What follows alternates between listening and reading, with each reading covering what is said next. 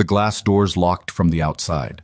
The cameras died one by one, and the most powerful woman in the building had no idea the man who would save her was 3 floors below, mopping a hallway and thinking about his daughter's spelling test. Gideon Strake had spent 9 months building this trap. He had the lawyers, the guards, the documents. He had everything. What he didn't have, what he never accounted for, was a quiet man with a mop, a little girl named Maisie, and a past he never talked about. Before the story begins, if you've ever believed that ordinary people are capable of extraordinary things when it truly matters, hit subscribe and follow this story all the way to the end. You will not want to miss what comes next. Drop a like and leave a comment telling me the city and country you're watching from. I want to see exactly how far this story travels. Now, let's begin. The morning started wrong in a way Rowan Keats couldn't immediately name. He noticed it the way you notice a smell before you identify what it is. Something at the edge of awareness, not sharp enough to act on, just enough to make the back of your neck tighten. He'd learned years ago to pay attention to that feeling. It had kept him alive in places most people only read about in news articles they skimmed on their lunch break. But that was a different life. That was before. He pushed the mop cart around the corner of the 3rd floor corridor, the wheels squeaking faintly on polished concrete, and tried to focus on the job. 8:15 in the morning. Asteron Dynamics occupied 14 floors of a glass and steel building on the edge of the Cascades corridor, the kind of architectural statement that said we are serious people doing serious work. The lobby had a waterfall. Not decorative, structural apparently, something about air circulation and acoustic management. Rowan had never asked. He'd been here 6 weeks on a temporary contract through a local staffing agency, and his approach to the job was simple: arrive on time, stay out of people's way, go home to Maisie. He heard footsteps. Wrong cadence, wrong weight distribution for someone in standard issue security footwear, and looked up. 2 men rounded the far end of the corridor, both in black uniforms, both carrying equipment on their belts. At a glance, they looked like Asteron security personnel. At a glance. Rowan's eyes did what they always did, automatically, without his permission. They cataloged. Badge placement, slightly too high on the chest, left side instead of left center. Radio units. Motorola APX series standard company issue, but the antennas on these were the wrong model for the APX 6000, which was what Asteron used. Boots. Bates Tactical. Good boots. But the laces were tied in a particular double loop method that wasn't trained behavior. It was personal habit. Neither man acknowledged him. That itself wasn't unusual. In Rowan's experience, a man pushing a mop was as visible as a coat rack, but one of them glanced at the elevator bank as they passed, and the glance lasted a half-second too long. They were watching for something. Rowan pushed his cart around the corner and kept moving. He pulled his phone from his pocket and checked the time. 8:18. He knew from the weekly schedule he'd reviewed that the executive board meeting was set for 9 o'clock on the 14th floor. He also knew, because Rowan Keats paid attention to things without appearing to, that there had been unusual access activity on the 14th floor since 7 a.m. 3 elevator trips, all authorized under a single badge code belonging to the head of facilities. But the head of facilities was on leave in Oregon this week. He'd mentioned it to the cleaning crew last Thursday. Rowan stopped walking. He stood there in the empty corridor for 3 full seconds, which is a long time to stand still in a hallway when you are supposed to be working. Then he picked up his radio and called down to the ground floor security desk. "This is Keats. Who authorized badge access to 14 before 9? The response came back scratchy. "Facilities team. Prep for the board meeting." "Facilities director is on leave." A pause. Then, "Could be one of his staff. You need something, Keats?" "No, thanks." He clipped the radio back to his belt and stood there another moment. The wrong feeling had gotten sharper. It had a shape now. He didn't like the shape. Celeste Harrington had been awake since 4:30.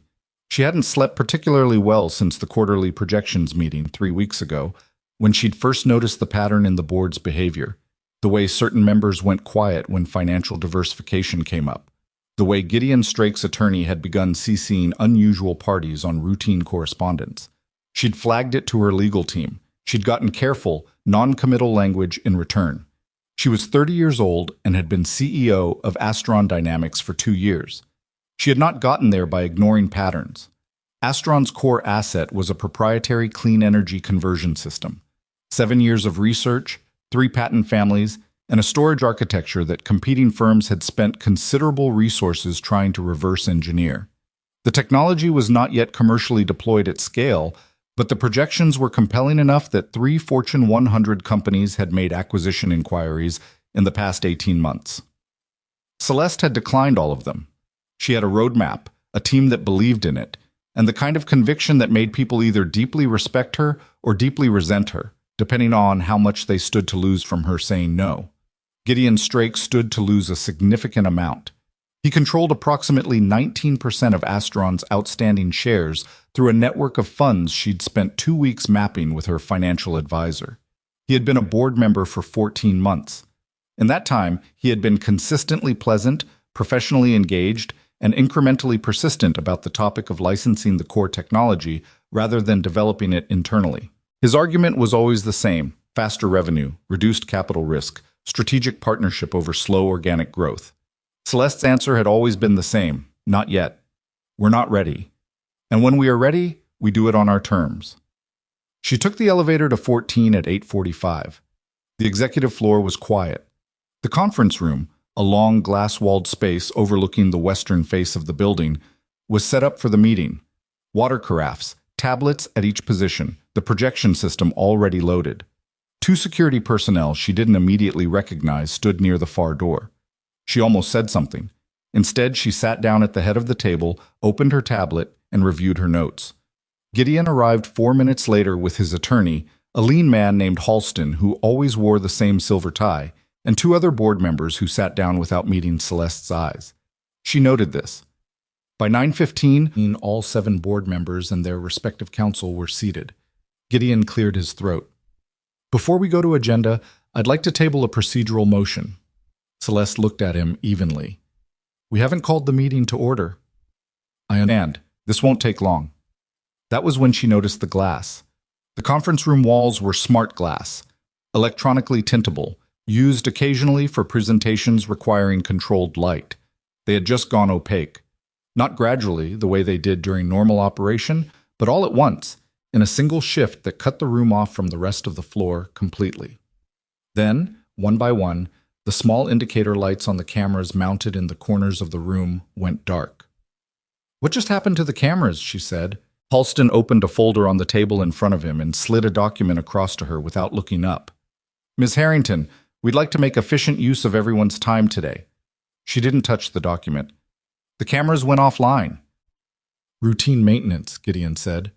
His voice was the same as it always was, measured, almost warm, the voice of a man who had spent decades in rooms exactly like this one and knew how to make authority sound like reasonableness. Celeste, I think once you've reviewed what's been prepared, you'll find the arrangement to be genuinely fair. She turned the document toward herself without picking it up. Read the first paragraph. Read it again. It was an emergency governance agreement. Under its terms, effective upon her signature, executive decision-making authority over Asteron's core technology licensing, strategic partnerships, and board composition would transfer to a newly constituted oversight committee for a period not less than 18 months. The committee's initial membership was listed in an appendix. The first name was Gideon Strake. Celeste sat back in her chair and looked at him. You're not serious, she said. I'm entirely serious. This isn't a procedural motion, Gideon. This is a takeover document. It's a governance stabilization measure, Halston said, designed to protect shareholder value during a period of leadership uncertainty. There is no leadership uncertainty. There will be, Gideon said quietly, if you decline to sign. She looked around the table. The 2 board members who'd avoided her eyes were still avoiding them. The others looked tense in ways that told her they hadn't known what this meeting actually was. She looked at the door. The unfamiliar security personnel were standing closer to it now. The handle didn't move. The door is locked, she said. As a precaution, Halston said, we simply want a focused conversation without interruption. Celeste Harrington had been in difficult negotiations before. She had sat across tables from people who wanted what she had and believed they were entitled to take it. She was good at not showing what she felt in those moments. She was good at keeping her breathing steady and her face controlled and her voice at a consistent register. But her hands, flat on the table, were pressing down harder than usual. I'm not signing anything. You have 12 minutes, Gideon said. I'd encourage you to use them. Thus, 3 floors below, Rowan had stopped pretending to mop. He was standing in the maintenance corridor that ran behind the server room on the 11th floor, looking at something he'd found wedged behind a ventilation panel. A small black device, roughly the size of a cigarette pack, with a single LED that pulsed green at 4-second intervals. He'd seen devices like this before, not in a corporate context, in places where the objective was to make sure no one could call for help and no one outside could hear what was happening inside. It was a signal jammer. Targeted, sophisticated, the kind of hardware that didn't come from a consumer electronics store. He pulled out his phone and confirmed. The internal communication system, Asteron's secure company network, was showing degraded signal on every frequency. The building's internal VoIP system was down. External mobile signal was intermittent. Someone had effectively isolated this building's communications. He thought about the 2 men in the hallway. The wrong badges, the wrong antennas. The elevator trips to 14 under a badge code that shouldn't have been active. He thought about Maisie, 2 floors up in the company childcare center, probably sitting at the small table by the window where she liked to draw while he worked. He stood there for a moment with the jammer in his hand. Maisie. He set it down carefully and did not disable it yet. Not yet. If he disabled it now, whoever was monitoring it would know immediately that something had changed. He needed to understand the full picture first. How many people were involved? Where they were positioned? What the actual objective was? He pulled a folded maintenance schedule from his back pocket and used it as cover to walk calmly to the stairwell door, then took the stairs up to 12. On 12, near the secondary network room, he found what he was looking for, a hardwired terminal that bypassed the wireless system entirely. He sat down, typed in his standard credentials, and got access to the building's physical security log. Reviewed the last 3 hours of badge entries. Pulled camera feeds. The feeds for the 14th floor were dark, all of them, simultaneously, starting at 8:47 a.m. He found one camera that was still functioning, a maintenance corridor camera on 14 that ran on a separate circuit, one he doubted whoever had planned this knew existed because it was listed in the legacy documentation under the building's original construction specs, not the current security layout. The angle was oblique, but through a narrow glass partition, he could see the edge of the conference room. He could see that the glass had gone opaque. He could see one of the unfamiliar security guards standing outside the conference room door with his hand resting on the door handle, facing outward. Rowan sat there for approximately 8 seconds, which was long enough to complete a full assessment of the situation, identify the variables he could and couldn't control, and reach a decision. Then he stood up, rolled his sleeves down, and walked to the stairwell. On the way to 14, he stopped at the childcare level. The center was small, 12 kids, 2 staff members, a cheerful woman named Deborah, who always had paint on her hands, and a younger assistant named Torin. Rowan knocked, opened the door, and scanned the room. 8 children present. Maisie was at the window table, just as he'd pictured, working on something with colored pencils. She looked up. "Dad?" "Hey, Bug." He kept his voice level, the way he always had when everything around him was anything but. "How's it going?" "Good. I'm doing a map." "Of what?" "The whole building. I'm putting in where the bathrooms are." He almost smiled. "Practical." Deborah said there are people in the halls she doesn't recognize. He looked at Deborah. She was watching him carefully. She was a smart woman. He could see she already knew something was off. "Can you keep the kids in here for a bit?" he said to her. "Lock the interior door. Don't open it unless it's me or someone you recognize from the company." "Should I be worried?" "I'd say cautious. Lock the door." Deborah nodded and said nothing more about it. He appreciated that. He looked at Maisie once more. She had gone back to her map, pencil moving with the focused concentration of a child who'd learned early that her father sometimes got quiet and serious, and that the right response was to trust him and keep drawing. He pulled the door closed and went up the stairs. The 14th floor was laid out simply. Elevator bank at the north end, conference room at the south, executive offices flanking a central corridor. There were 2 of the unfamiliar guards in the corridor. Rowan counted a third standing near the stairwell door on the opposite side, as he approached through the maintenance access point on the east wall. He moved through the maintenance space quietly, not dramatically, not with the fluid exaggeration of a movie sequence, but with the unhurried practicality of a man who had spent years doing difficult things in small spaces and had learned that speed was less important than not making noise. He found the secondary network hub on 14, plugged in a patch cable from the terminal in the maintenance corridor, and rerouted the surveillance system through the backup circuit he'd identified downstairs. The cameras on 14 came back online, all of them, silently, with no indicator light on the main board that would have shown the coverage area had been restored. Then he walked to the conference room door.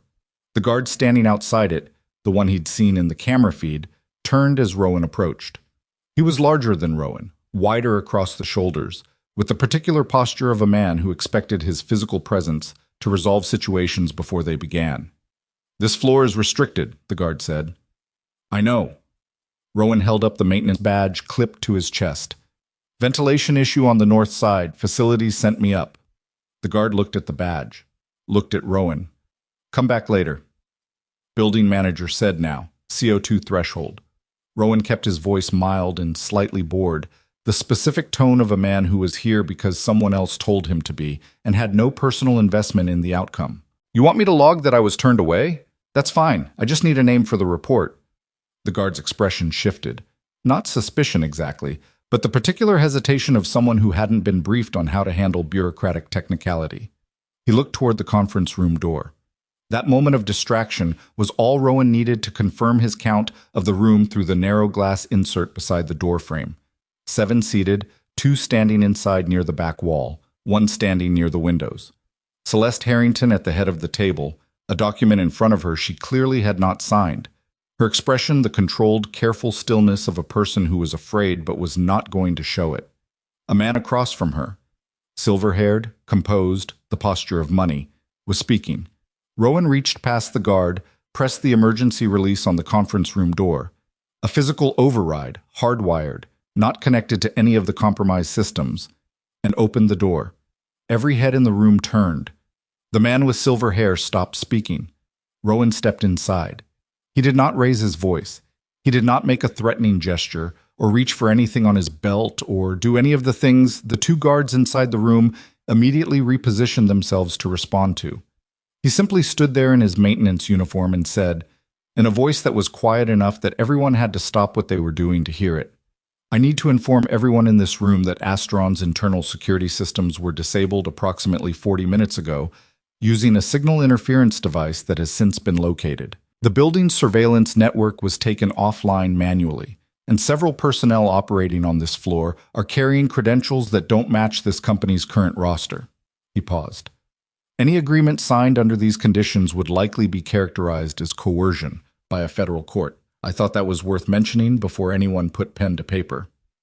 The room was very quiet. Celeste Harrington looked at him. This man in the maintenance uniform she'd probably passed in the hallway a dozen times without fully registering, and for just a moment something crossed her face that wasn't quite relief, and wasn't quite disbelief, but was somewhere between them. The silver-haired man across the table had gone very still. Rowan stood with his hands loose at his sides and waited to see what happened next. This is an entirely fictional cinematic story created for entertainment purposes only. All characters, organizations, events, and locations are wholly invented. Any resemblance to actual persons or real events is entirely coincidental. The silence in the conference room lasted long enough that Rowan could hear the ventilation system cycling overhead, a low mechanical hum that seemed absurdly ordinary given what was happening beneath it. Then Gideon Strake leaned back in his chair with the careful, deliberate movement of a man who had decided to treat an interruption as an inconvenience rather than a threat, and said, "Security, remove this individual from the room." The 2 guards inside moved toward Rowan from opposite sides of the table. Not fast, measured, professional, the kind of approach designed to box someone in rather than provoke a confrontation. Rowan watched them come without shifting his feet. He'd already identified that the one on his left favored his right side, probably an old injury, and that the one on his right was watching Rowan's hands rather than his center of gravity, which was a training gap that would matter if this became physical. It didn't become physical. "Before you do that," Rowan said, still in the same quiet register, "you should know the cameras in this room came back online 4 minutes ago. Everything said and done in here since then is on record." He watched Gideon's face. He'd spent enough time reading people in difficult circumstances to know that the most informative moment wasn't how someone reacted. It was the fraction of a second before they decided how to react. In that fraction, Gideon's eyes moved to the camera mounted in the upper corner of the room, and something shifted behind them. Not panic. Something colder than panic. Recalculation. The guard stopped. Halston, the attorney, put his hand flat on the document in front of him, as if he could cover it with his palm. Celeste had not moved. She was watching Rowan with an expression he couldn't entirely read. Wary, focused, the look of someone who had been in a bad situation long enough to be skeptical of anything that presented itself as rescue. He respected that. Unquestioning relief was dangerous. It made people stop thinking at exactly the moment they needed to think clearly. "Who are you?" she said. "Rowan Keats. I'm on the temporary security contract, 3rd floor mostly." "The maintenance rotation." "Yes." She looked at him for another moment. "You said the cameras came back online." "Yes." "How?" "Secondary hardwired circuit, legacy system from the original build. Whoever planned this didn't account for it." She absorbed that. Then she looked at Gideon. Something in her face had changed. The careful, controlled stillness from before had become something more deliberate. She was no longer holding herself together against fear. She was holding herself together because she was thinking. "I'd like everyone who is not a member of this board or their direct counsel to leave the room," she said. "Now." Gideon opened his mouth. "The guards," she said before he could speak. "I'm talking about the guards, since we're all concerned about appropriate procedure." She let a beat pass. "Unless you'd like to explain why your security personnel are carrying the wrong equipment for this building's contractor roster." Gideon said nothing. The 2 guards inside the room exchanged a look. One of them, the one with the left side injury, glanced at Gideon. Gideon gave a short, almost imperceptible nod. They moved toward the door, and Rowan stepped aside to let them pass, which he did while keeping them in his peripheral vision until they were fully out of the room. He stayed where he was, near the door. He hadn't been invited to sit down, and this wasn't his meeting. His job right now was to remain present and make sure the door stayed open. Outside in the corridor, the situation was less controlled. The guard who'd been stationed at the stairwell door had moved. Rowan had noted this even as he was managing the room. The man's position had shifted 15 feet east, toward the elevator bank, which meant either he'd received a communication Rowan hadn't detected, or he was repositioning on his own initiative, which suggested contingency planning. Neither option was comfortable. There were also now 3 additional people Rowan hadn't accounted for, 2 women and a man he'd never seen before, all carrying equipment bags, standing near the service elevator. They weren't in uniform. They looked like they were waiting for something, which meant they were part of a second layer of the operation that hadn't been activated yet. Rowan cataloged this and kept moving. He needed Owen Lark. Owen was 26, a systems analyst on the 9th floor who had the slightly frantic energy of someone who'd had too much coffee and not enough social interaction, and who had, in Rowan's 6 weeks at Asteron, proven himself to be sharp in ways that weren't immediately obvious. He wore headphones constantly and had the habit of pacing while he thought through problems. He'd helped Rowan navigate the building's network documentation 3 weeks ago when Rowan was trying to locate a hardwired junction box that wasn't on the current facility maps. Owen had found it in 11 minutes by cross-referencing 3 different archive systems. Rowan had filed that away. He found Owen on 9, standing at his standing desk, headphones around his neck for once, staring at his screen with an expression that was somewhere between confused and deeply troubled. "Something's wrong with the network," Owen said, before Rowan could open his mouth.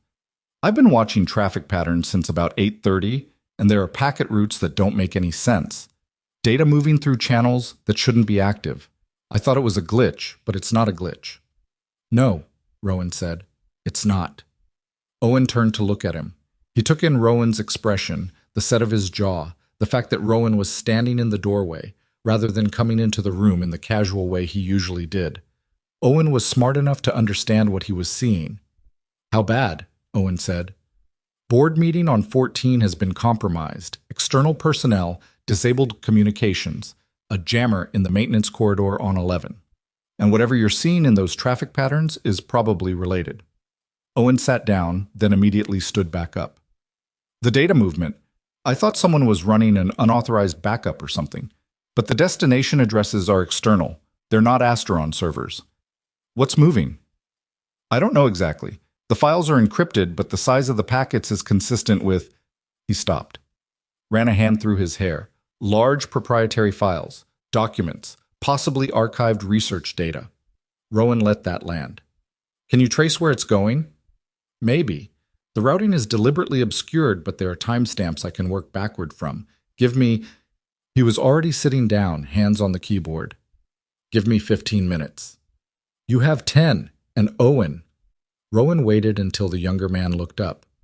Don't use the wireless. Hardwired only. And if anyone you don't recognize comes into this room, call me on this. He wrote his direct number on a post-it from Owen's desk and stuck it to the monitor frame. Don't call the main security desk. Why not?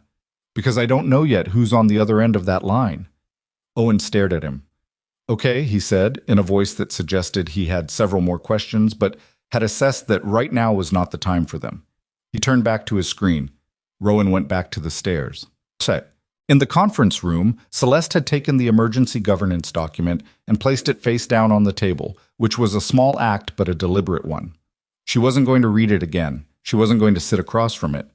The board members who hadn't been part of Gideon's arrangement, 4 of them, she was now fairly certain, had arranged themselves on her side of the table, not through any explicit declaration, but through the natural gravity of proximity and discomfort.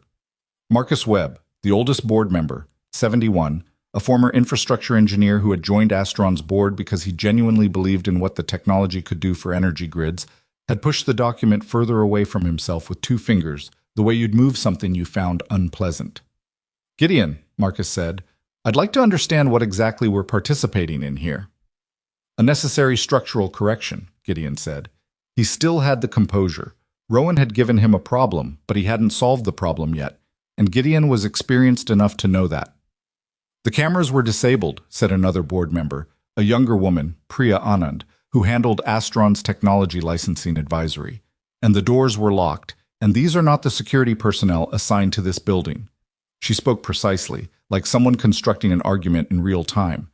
That's not a structural correction. That's something else entirely. It was a controlled environment, Halston said smoothly, for a sensitive conversation. Controlled by whom? Priya said. Halston didn't answer. Celeste looked at Gideon. She'd known him for 14 months. She'd had dinner with him and his wife twice at industry events. She'd listened to his arguments about licensing strategy, had even considered some of them seriously in her early months as CEO. She was looking at him now and finding that she couldn't quite reconcile the person she thought she knew with the person who had locked a room and handed her a document and given her 12 minutes. Why? She said. Just that. Gideon looked at her with something that might have been, in another context, almost like regret. Because you were never going to listen otherwise. You don't know that. I know exactly that. I've watched you for over a year, Celeste. You are deeply convinced of your own vision and deeply resistant to any argument that challenges it, and that is sometimes a virtue, and sometimes... He stopped, chose his next word carefully. An expensive liability. So you locked the room. I secured an environment for a necessary conversation. You locked the room, she said again, her voice flat, and brought in people I've never seen, and had the cameras killed, and put a document in front of me that would have handed you my company. And you're going to sit there and tell me this was about a conversation. She paused. Where was the technology going, Gideon? After you got the signature, where was it going? Gideon held her gaze, said nothing.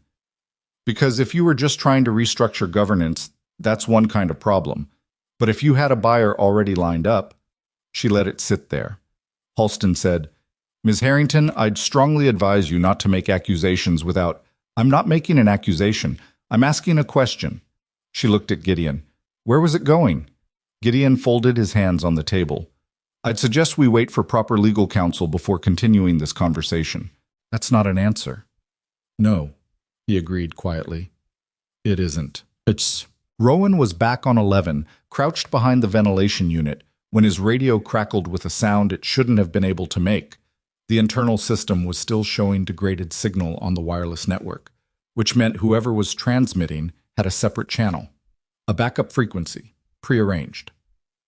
He listened to 3 seconds of crosstalk between 2 of the guards before the channel went quiet again. They knew the cameras on 14 had come back up.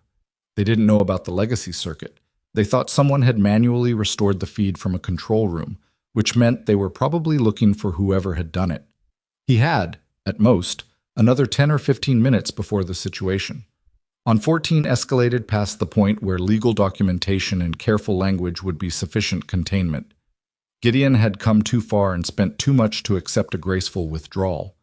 Rowan took the jammer from behind the ventilation panel, examined it again, and this time located the second component he'd missed on first inspection, a small secondary transmitter attached to the main unit, which explained the backup radio channel. He separated the two pieces carefully, disabled the primary jammer by pulling its power cell, and left the secondary transmitter in place. If he disabled everything at once, the guards would know immediately. If he left them with the communication channel while killing the signal interference, the main network would come back up, which was what he needed, while the guards continued operating under the assumption that their backup system was intact. The building's internal network blinked back to life on his phone within 40 seconds. I immediately sent a message to the one contact he'd decided to trust, Deborah, in the childcare center. It was direct, short, and used the kind of language that wouldn't alarm the children if she read it aloud.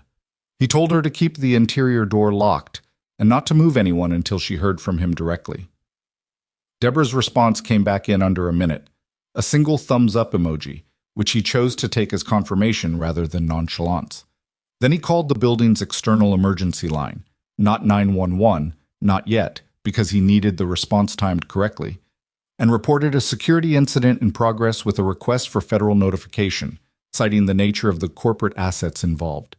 He gave his name, his badge number, and a precise summary of what he'd found. The operator asked if there was immediate physical danger. He said not yet, and the distinction mattered. He took the stairs back up to 9. Owen had 11 tabs open across 2 monitors and the expression of a man who had found something he wished he hadn't found. The data transfer started at 6:47 this morning, he said, without turning from the screen when Rowan came through the door. Before most people were even in the building. Whoever did it used a compromised admin credential, one of the senior research team accounts, except the senior research team member it belongs to hasn't logged in from inside the building in 3 weeks. He finally turned. Someone was using her credential remotely. They pulled files from the core patent archive, the project development server, and the confidential licensing negotiation folder. All of it? Not all of it. They were selective. The most recent development specs, the pending patent applications that haven't been filed yet, and Owen turned back to the screen, clicked through to a different window. An internal financial analysis folder that should have required a second authorization level. Except the second authorization was given from a different compromised account. 2 accounts, used within minutes of each other, coordinated. The financial analysis folder. Yes. And I found, this is the part that bothers me, I found a file in that folder that wasn't created by anyone on our team. It was placed there from outside. Dropped in, not taken out. It's a summary document, third-party valuation of the clean energy system, with a purchase structure outlined. He hesitated. The buyer entity is obscured. It's a shell company designation, but the purchase price is in the document. How much? Owen told him. Rowan sat with that number for a moment. It was large enough to explain a great deal about why Gideon Strake had decided that a locked boardroom and a 12-minute deadline were acceptable tools. Can you pull this onto a drive? Rowan said. Everything. The transfer logs, the credential access timestamps, the dropped file, all of it. Physical storage, not cloud. Already started. Owen held up a small drive that was plugged into the side of his terminal. 2 minutes. Good. Rowan looked at the door, then back at Owen. When did you figure out something was wrong this morning? Owen exhaled. Honestly, about 8. But I convinced myself I was reading it wrong for like 45 minutes because, I don't know, it seemed too deliberate, too organized. I kept thinking there had to be a legitimate explanation. He paused. There wasn't, was there? No. Okay. Owen pulled the drive from the terminal and held it out. Okay. What do we do? Rowan took the drive. You stay here, keep the door locked, hardwired only, and if you get anything else from those traffic logs. I already have something else. The remote session that placed the file. I backtracked it. The originating IP resolves to a registered business address. The business name is Straight Capital Management. Rowan looked at him. Yeah, Owen said. I know. Well, back on 14, things had gotten quieter in the way that things get quiet when they are building towards something rather than winding down from it. Rowan could feel it as soon as he came through the stairwell door. A different quality to the air on the floor, a tension that had settled and crystallized. Two of the guards he'd accounted for earlier were no longer in the corridor. The third, near the elevator, had been joined by someone he hadn't seen before. A compact man in a different style of tactical wear who stood with his arms crossed and tracked Rowan from 40 feet away with steady, professional eyes. That was new. And it was not good. Rowan walked without hurrying toward the conference room. The door was still open. As he got close enough to hear voices, he registered that Celeste and Gideon were still talking. Or rather, that Celeste was talking and Gideon had gone quiet in the way that means a person has decided that nothing further they say will improve their position. Marcus Webb was asking Halston something about the legal provenance of the governance document, and Halston was declining to answer with the particular verbal dexterity of someone who had spent a career answering questions by not answering them. Rowan stepped inside. Celeste looked up immediately. Network is back, he said. I'd recommend using it. She understood him. She already had her phone out. She looked at the screen for a moment, then back at him. Who did you call? External emergency line. They're notifying the appropriate federal contacts given the nature of your company's assets. It'll take time for the right people to get here. We need this room stable until then. Gideon's people. 2 of them have repositioned. I don't know where the other 2 are in the building. There's also a new face I haven't seen before near the elevators. He kept his voice low enough that it didn't carry to the far end of the table. I need you to tell me if there's anything on this floor that isn't in this room that Gideon would want access to. She thought for less than 2 seconds. The auxiliary server rack. It's in the secondary filing room at the end of the east corridor. It has a physical backup of the entire core research archive. Key access? Executive badge. And a physical key kept in my office. She touched the lanyard at her collar. Which is on me. Good. Keep it there. Gideon, from the far end of the table, said, Keats. He said the name the way he'd apparently read it off Rowan's badge, not as familiarity, as classification. I think you've involved yourself considerably further in a private corporate matter than your employment contract covers. Probably, Rowan said. You're aware there will be consequences. I expect so. I'm offering you a simple alternative. Step back. You found a technical malfunction and reported it. That's all. You don't know anything beyond that. Gideon's voice was completely controlled. You have a child in this building. Your situation is difficult enough without complicating it further. The room went a different kind of quiet. Celeste's head turned sharply toward Gideon. Marcus Webb said, Gideon, in a voice that suggested even he had reached a limit. Rowan looked at Gideon for a moment. The mention of Maisie had landed exactly the way Gideon had intended it to. He could feel it, the cold shift in his chest, the sudden acute awareness of the 2 floors of building between himself and his daughter. That was the point. That was the calculation. You show someone their vulnerability, and you watch what they do. Rowan had stood in situations before where the correct response was not the instinctive one, where the instinct said move and the training said wait, where the fear was entirely legitimate and the answer to it was stillness rather than action, because action taken from fear was action taken blind. He stood still. The cameras are running, he said, the same tone as before. Just so we're clear. Gideon held his gaze for a moment, then looked away, and that, Rowan thought, was its own kind of answer.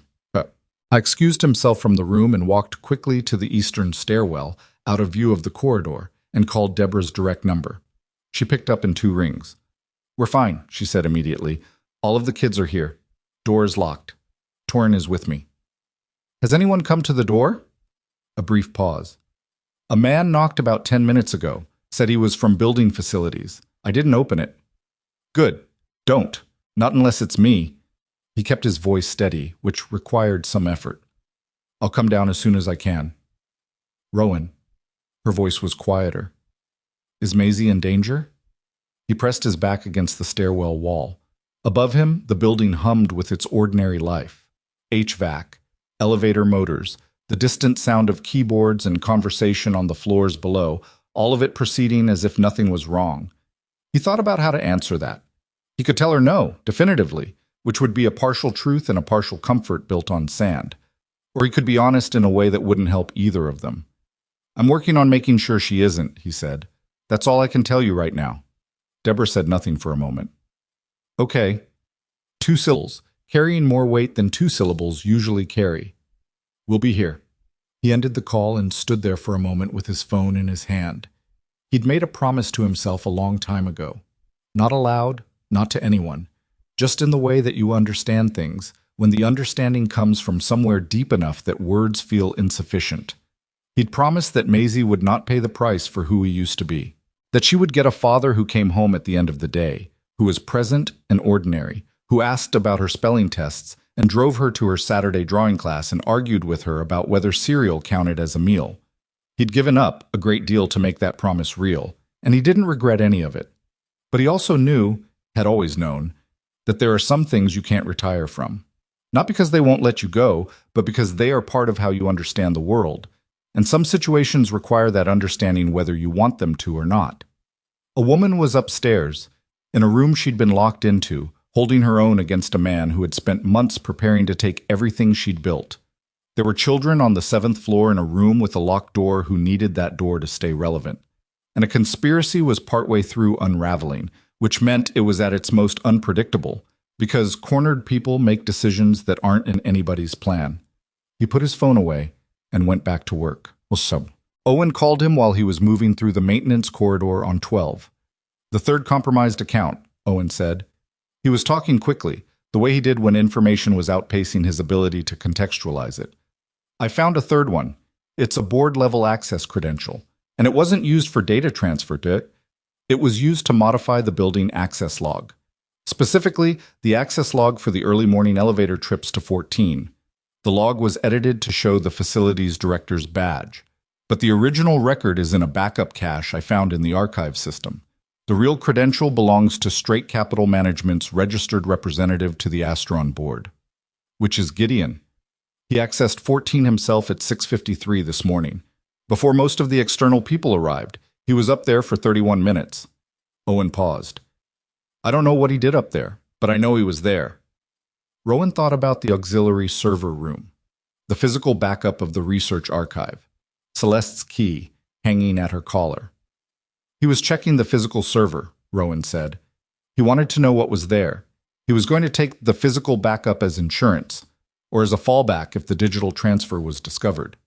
But he didn't. He didn't have the key. Rowan paused, which means he needed Celeste to sign the document first, because once the agreement was in effect, her access credentials, including her physical keys, would have transferred to the Oversight Committee under the Governance Clause, which he chairs. Yes. Owen was quiet for a moment. This was really carefully planned. It was, Rowan said, which means Gideon is not going to walk away from it easily. He's been working on this for months. He's not going to decide the situation is unrecoverable just because the cameras came back on. So what happens now? Rowan looked at the end of the corridor where the east stairwell door was. Where 3 floors up, Celeste was sitting at a table with the man who'd built a trap around her and was now deciding how to react to the trap failing. He's going to try something else, Rowan said, and I need to be ready for it. He clicked off the call and climbed the stairs. What he wasn't ready for, not entirely, was what happened when he came back through the conference room door. Gideon was standing. He'd moved away from his position at the table, which was a break in the controlled seated composure he'd maintained since Rowan first walked into the room, and breaks in composure, in Rowan's experience, almost always preceded something you hadn't planned for. Gideon was holding his phone. He'd turned it to face the room, and on the screen was a photograph. It was the childcare center on 7. Interior. Wide angle, the kind that could have been taken from a doorway. In the frame, among several children at tables, was Maisie. She was at the window table, as Rowan had seen her earlier. She was still bent over something, pencil in hand. She didn't know the photograph was being taken. She was just drawing. The room felt like it tilted by about 2 degrees. Rowan's eyes went from the photograph to Gideon's face. He kept his breathing even and his feet exactly where they were. I want to be very clear, Gideon said, that what I'm suggesting is simply a temporary de-escalation. You step back, you stop interfering, you take your daughter and you go home, and this becomes a matter for attorneys and board resolutions, which is what it always should have been. His voice was still measured. I'm not threatening anyone. I'm pointing out that there are ways this ends that are better for everybody. Celeste had gone absolutely rigid in her chair. Marcus Webb had his hand flat on the table like he needed something solid to hold on to. Rowan looked at the photograph. He looked at his daughter's bent head over her drawing, the small, deliberate movement of her wrist. And he thought about what Maisie had said to him once, about 6 months after her mother died, when she'd asked him if being brave meant not being scared. He told her no.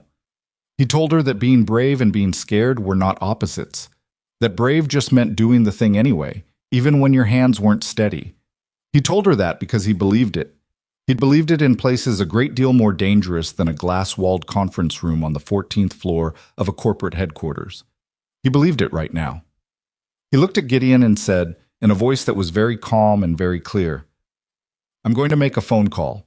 The childcare floor is going to be secured by people I trust, and then we're going to wait for the investigators who are currently on their way to this building.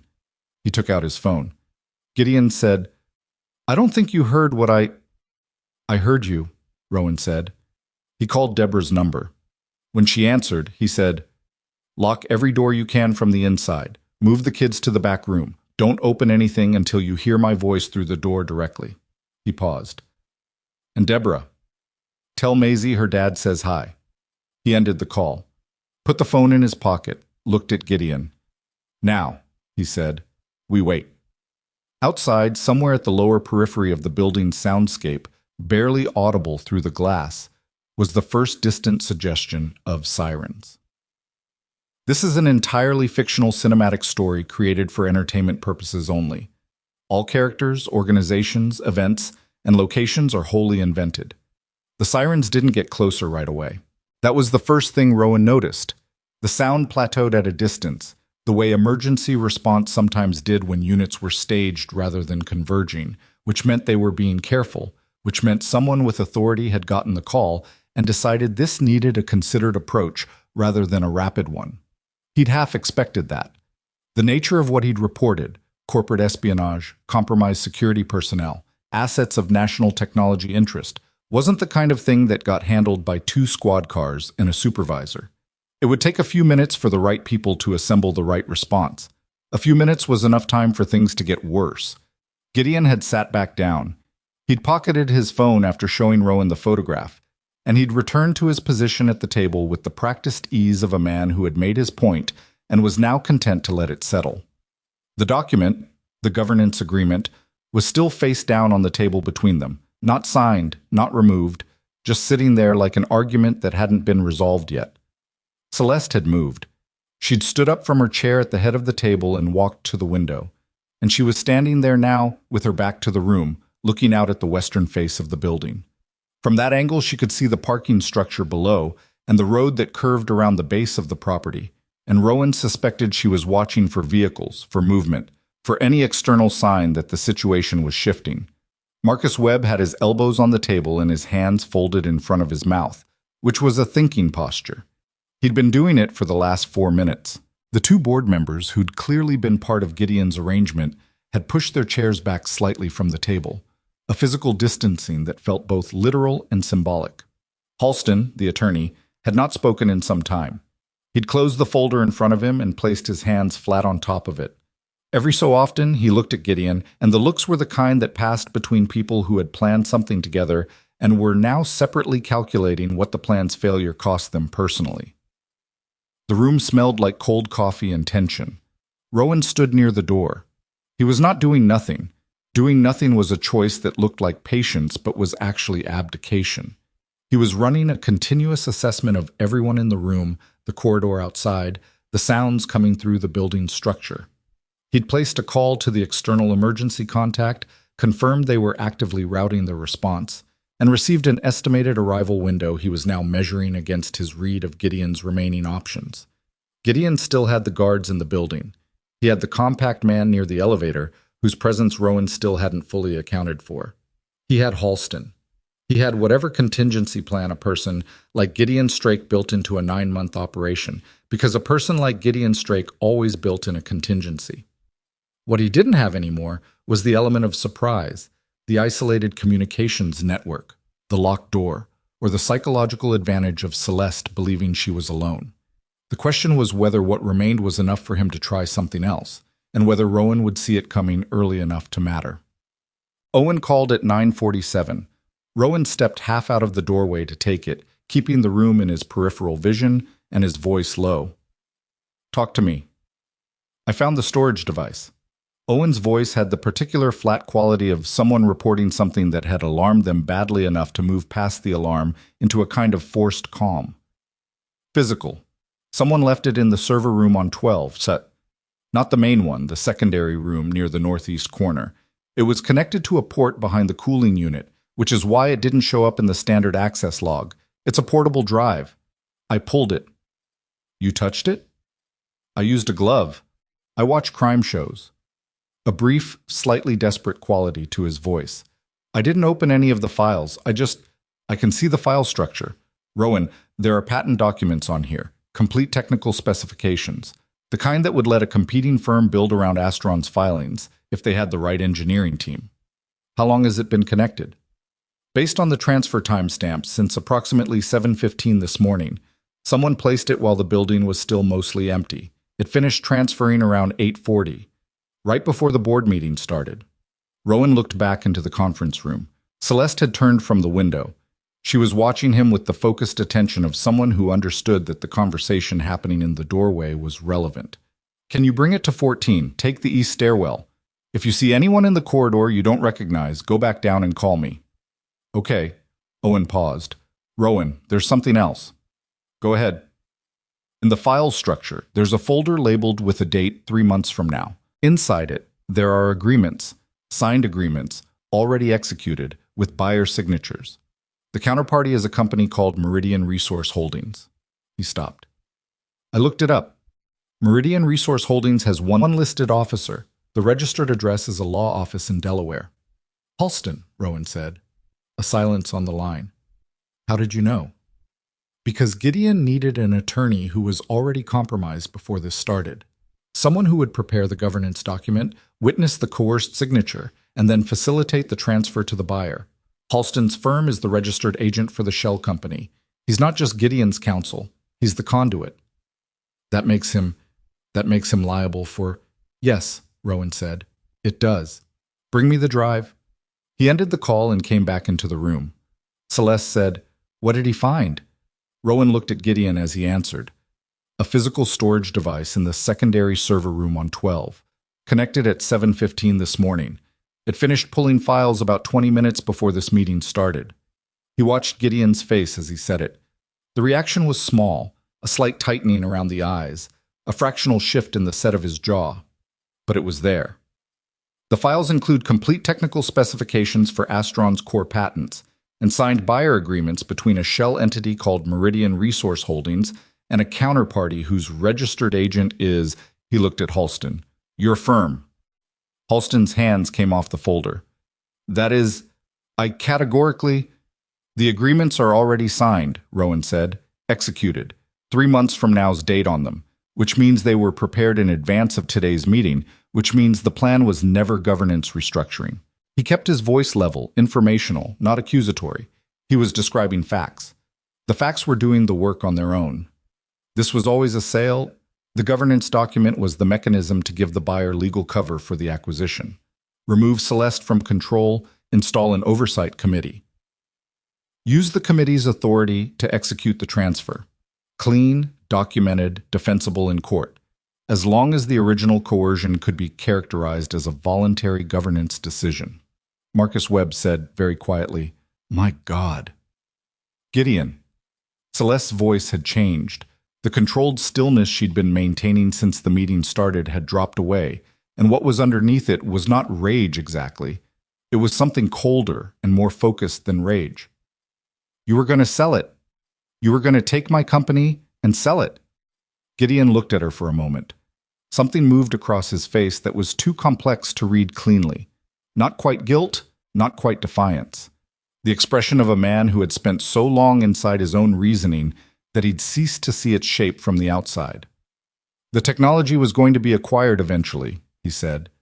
You were going to spend another 5 years developing it internally, constrained by your own idealism about what it should become, and then some larger entity was going to buy you out anyway. I was simply, don't, she said. Don't make it sound like you were doing me a favor. I'm explaining the logic. You locked me in a room. Her voice didn't rise. It didn't need to. You brought in people I didn't recognize with credentials that don't exist. You disabled the cameras. You put a document in front of me and gave me 12 minutes. And the whole time you had a device running in the basement, pulling every piece of research my team spent 7 years building. And then you showed a photograph of an 8-year-old child to the man who'd come in here to help me. She paused. Don't tell me about logic. Gideon said nothing. Halston opened his mouth. Don't, Marcus Webb said, firmly and without heat, in the voice of a man who had run large, complicated projects for 40 years and knew how to end a conversation. Just don't. Owen arrived at 9:54, slightly out of breath from the stairs, carrying the physical drive in a Ziploc bag from someone's desk drawer, which was a detail Rowan appreciated for its practical creativity. Owen was wearing a latex glove on his right hand. He looked at the room, at the people in it, at Gideon sitting at the end of the table, and his expression went through several stages before settling on something that was professionally neutral, with visible effort. He handed the bag to Rowan. Transfer logs are on there too. I copied everything I found on the network to the other drive before I came up. Both drives have the full evidence set. Good work, Rowan said. He meant it. Owen glanced at Celeste. Ms. Harrington, I should have flagged the traffic anomalies earlier. I noticed them at 8 and I waited too long. Celeste looked at him. You flagged them, connected the evidence, and brought me what I needed. That's what matters. Owen nodded. He didn't look entirely convinced, but he accepted it. Rowan looked at the two drives in his hands, one containing the physical storage evidence, one containing the digital forensic trail, and thought out about chain of custody, about how evidence needed to be handled to remain admissible, about the things he knew from years of operations that interfaced with legal processes in ways that most people never had to think about. He found a clean evidence bag in the emergency kit mounted on the wall near the door, a standard corporate defibrillator cabinet that also contained basic emergency supplies, and placed both drives inside it, sealed it, wrote the time and his name on the exterior. I need someone in this room to witness this, he said. Someone whose testimony will be credible in a legal proceeding. Marcus Webb pushed his chair back and came around the table. He was 71 and moved like it, but his eyes were clear and steady. He looked at the sealed bag, looked at Rowan, and said, I'll witness it. Tell me what to do. Rowan walked him through it. Marcus signed his name across the seal with a permanent marker from his breast pocket, the kind of man who carried a permanent marker, which Rowan found inexplicably reassuring, and the time and location. Gideon watched this without expression. Halston had placed his phone face down on the table. He was looking at his hands. Ishkab. The compact man from the elevator came into the room at 10:03. He didn't knock. He came in the way that people come in when they've been waiting for a specific moment and have decided the moment has arrived, which told Rowan two things. He'd been monitoring the situation from somewhere with a line of sight to the conference room, and whatever trigger he'd been waiting for had just occurred. The probable trigger was the evidence bag in Rowan's hands. He was shorter than Rowan by 3 inches, but built with the specific density of someone who had spent considerable time doing physical work under physically demanding conditions. He had the kind of stillness that wasn't passivity. It was the contained readiness of someone who moved when he decided to and not before. Rowan recognized it the way you recognize a dialect of your own language. He looked at Gideon. We have a window. The response units are being staged on the south lot. There's a service exit on the northeast side that isn't covered. Gideon said, Meridian needs the drive is secured, the compact man said. The other materials are being handled. He glanced at Rowan. The glance was brief and calibrating. Rowan understood immediately that the other materials meant the physical server backup, that someone was in the secondary filing room right now, or had already been, attempting to access what Gideon had gone looking for at 6:53 that morning. He looked at Celeste. The key. Now. Give it to Marcus. She didn't hesitate. She lifted the lanyard from around her neck and handed it to Marcus Webb, who closed his hand around it and looked at Rowan with the expression of a man who was following a situation he didn't fully understand but trusted enough to keep following. "The filing room," Rowan said. "East corridor, last door. Don't go yourself. Call building security. Not the contract line. The internal line directly to the security director's office. Tell them—" "I know what to tell them," Marcus said, already moving toward the door with his phone out. The compact man shifted his position. Rowan moved, not toward him but sideways, putting himself between the compact man and the door Marcus was moving toward. The geometry of the room changed, 3 points of a triangle, each one watching the other two. "You're going to let him go," Rowan said. "I'm not here to stop the old man," the compact man said. His voice was flat and professional. "I'm here for the drives. Those drives are sealed evidence with a witness chain of custody. Taking them is tampering with evidence in a federal investigation." "There's no federal investigation yet." "There's one in progress," Rowan said. "The distinction matters in court." The compact man looked at him with something that wasn't quite admiration, but was in the same neighborhood. "You're not going to hand them over." "No." "Then we have a problem." "We don't have to," Rowan said. He kept his voice even and his posture open. Not the falsely relaxed posture of someone pretending not to be ready. He was past pretending. But the genuine stillness of a person who had decided what he was going to do and was comfortable waiting for the other party to make the next decision. "Whoever hired you for this, you were brought in for a corporate operation, information extraction, controlled environment, witnesses managed, clean exit. That's what you signed up for. What's happening now is a federal obstruction charge minimum, witness intimidation, corporate espionage, and depending on how the next 5 minutes go, possibly more." He paused.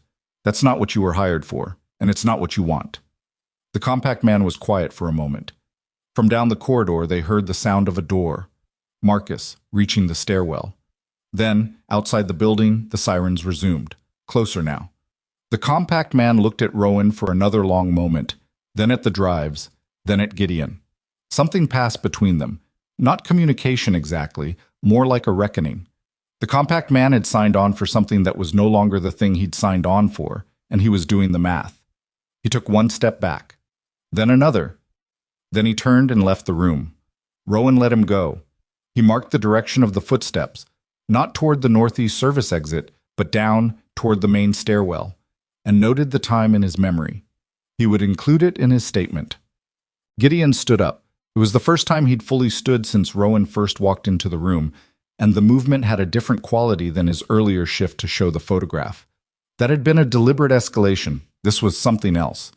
He was a tall man, Gideon Strake, slightly over 6 feet, with the carriage of someone accustomed to rooms deferring to his presence. He walked to the window where Celeste had stood earlier and looked out at the lot below, and for a moment he was simply a man looking out a window, which was disorienting in the way that all moments of sudden humanity are disorienting when you've spent the preceding hour understanding someone as a threat. He said, to the window, "I've been in this industry for 31 years. Nobody responded. "I've watched good technology get buried by bad timing. Brilliant research teams who built things that mattered and then watched larger companies absorb and shelve them because the strategic priority was market share, not impact." He paused.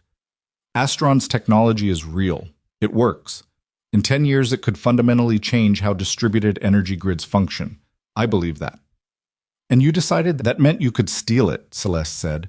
"I decided that someone with more resources and fewer scruples than me was going to take it eventually, and that I might as well be the one to manage how it got deployed."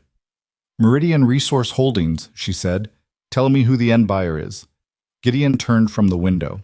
He looked at her with an expression that had, over the last 90 minutes, slowly shed the layers of practiced composure until what was left underneath was something close to exhausted. "I was 63 years old, and he looked it right now, in a way he hadn't at 9 o'clock when this started. Doesn't matter anymore," he said. "It matters to me." He was quiet for a moment. "A consortium, energy sector, 2 European firms, 1 domestic. They have the infrastructure to actually deploy the technology at the scale it needs. They're not going to shelve it.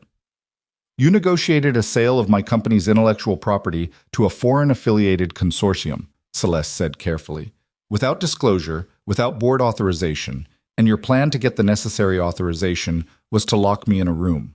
Gideon looked at her. "Yes." "Why didn't you just come to me a year ago, 18 months ago?" Why didn't you just say, I think we should consider a structured partnership with this consortium. I think the technology should be licensed for deployment. I think the internal development timeline is too slow? Her voice had lost the cold focus from earlier. It wasn't warm, but it was something more genuine than anger. I might have disagreed with you, but I would have engaged with it. That's what boards are for. You would have stonewalled it, Gideon said. Maybe, or maybe not. You decided for me. She shook her head slightly. You decided for everyone. He didn't have an answer for that. Or if he did, he kept it. Rowan's phone buzzed. He looked at the screen. The message was from Deborah, and it was 3 words. She wants you. He looked at the room. Gideon standing at the window, Halston unmoving at the table, the remaining board members watching and processing, Owen hovering near the door with both hands in his pockets, and made a decision. He crossed to Owen. You stay in this doorway. You do not let anyone take these drives or move anyone out of this room. If something happens that you can't manage, you call the direct external line. I'm putting it in your phone right now. And you tell them the situation has changed. Owen looked at the drives in Rowan's hands. You're leaving them with me? You're the one who found the evidence in the first place. Rowan kept his voice matter of fact. And you're the only person in this room who can explain the digital forensic trail to investigators when they arrive. That makes you necessary. He handed Owen the sealed bag. Don't open it. Don't let anyone else open it. Owen took it with both hands, carefully, like it was something that could break. Okay. You've got this, Rowan said. Owen straightened, nodded once, said nothing. Rowan went down the stairs. The 7th floor felt different from the executive levels. Lower ceilings, warmer light, the particular acoustic quality of a space designed for children rather than productivity. He could hear voices before he reached the childcare room, small voices, the sound of children who had been inside for too long and were beginning to express it in the usual ways. He knocked on the door. The pattern he'd told Deborah: 3, pause, 2. A moment of silence.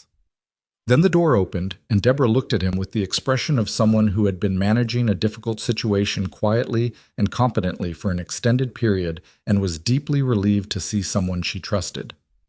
She's fine, Deborah said immediately. She's been... She stopped, reconsidered. She's been Maisie. He stepped inside. There were 8 children in the back room, which was the arts and crafts space, smaller than the main room, with low tables and cushions and a wall of supplies. Torin was at the far end, leading what appeared to be a chaotic but functional group drawing project. 6 of the children were engaged with it in varying degrees of enthusiasm.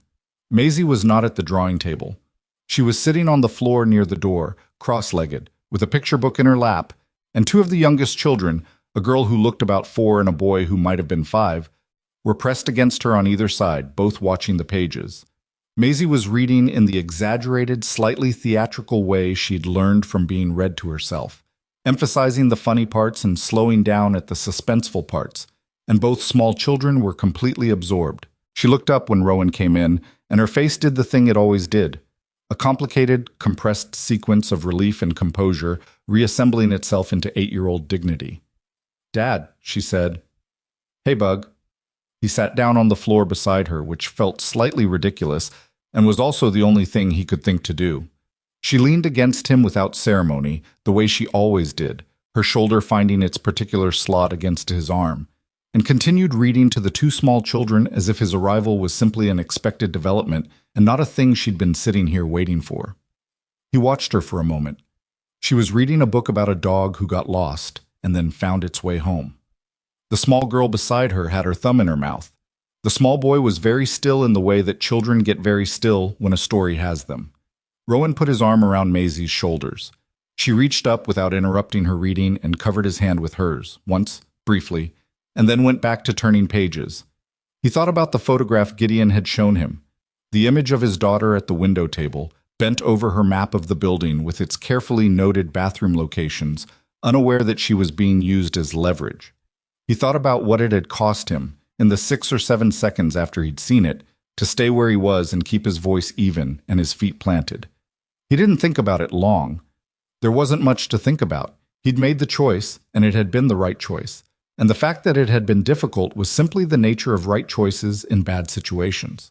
He listened to Maisie read about the lost dog finding its way home through 3 neighborhoods in a rainstorm, and he let himself have 2 full minutes of sitting on a floor with his daughter before he stood up and went back to work. I was back on 14 when he heard it. A change in the quality of sound from below, the particular bass register rumble of multiple vehicles moving in formation on the approach road, followed by the kind of radio chatter that preceded a coordinated building entry.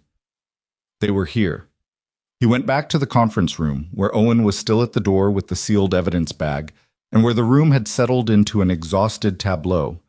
Gideon at the window, Halston at the table, the board members in their respective orbits of shock and calculation. Celeste had sat back down at the head of the table, which was either a deliberate reclaiming of her position or simply fatigue, or both. She looked at Rowan when he came in. "How long?" she said. "Minutes." She nodded. She looked at the conference table, the water carafes, the tablets, the face-down governance document that no one had moved or mentioned since Gideon had stopped pretending it was relevant. Then she reached across, picked it up, and set it right side up in front of her. She looked at it for a moment. "Read it." Then she folded it in half, lengthwise, and set it aside.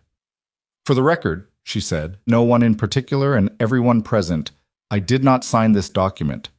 Gideon turned from the window. He looked at the folded document, then at Celeste, then, briefly, at Rowan. "No," he said, "you didn't." He turned back to the window and watched the vehicles pull into the south lot below, and Rowan watched him watch them, and neither man said anything else. There was a certain quality to that moment that Rowan recognized from other situations in other places. The point after which the active portion of a crisis is functionally over, but the weight of it hasn't lifted yet, when everyone in the room is carrying the full load of what just happened and hasn't yet set it down. It never lifted all at once. It always came down in pieces, later, in the hours and days after, when you finally stopped moving and your body remembered it had been afraid. He felt it in his shoulder muscles, in the particular kind of tired that came from extended vigilance, not physical exertion. He'd be stiff tomorrow. He was aware of this with the mild, distant acknowledgement of someone who has more immediate concerns, or moving with the authority of an institution behind them. Owen straightened, pulled the evidence bag slightly closer to his chest. He looked at Rowan with an expression that was trying to be professional and was about 70% successful, which, given that Owen was 26 and had begun the morning as a systems analyst reviewing network traffic patterns, was more than sufficient. "This is it?" Owen said. "This is it," Rowan said.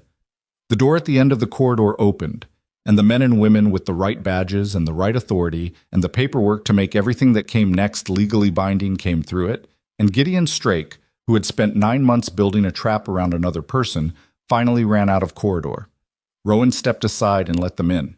He had given everything he had to give to this room. What happened next belonged to other people, other processes, the long institutional machinery that turned evidence into accountability. His part was done. He pulled out his phone and sent Deborah one more message. "Coming back down. It's over." 3 seconds later, a reply. "She already knows. She said she knew 20 minutes ago." He looked at the message for a moment.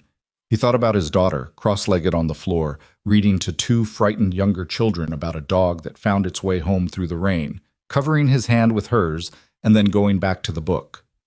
He put his phone in his pocket and took the stairs down. This is an entirely fictional cinematic story created for entertainment purposes only. All characters, organizations, events, and locations are wholly invented. The federal agents worked with the particular efficiency of people who had been briefed in transit and arrived knowing more than anyone in the building expected.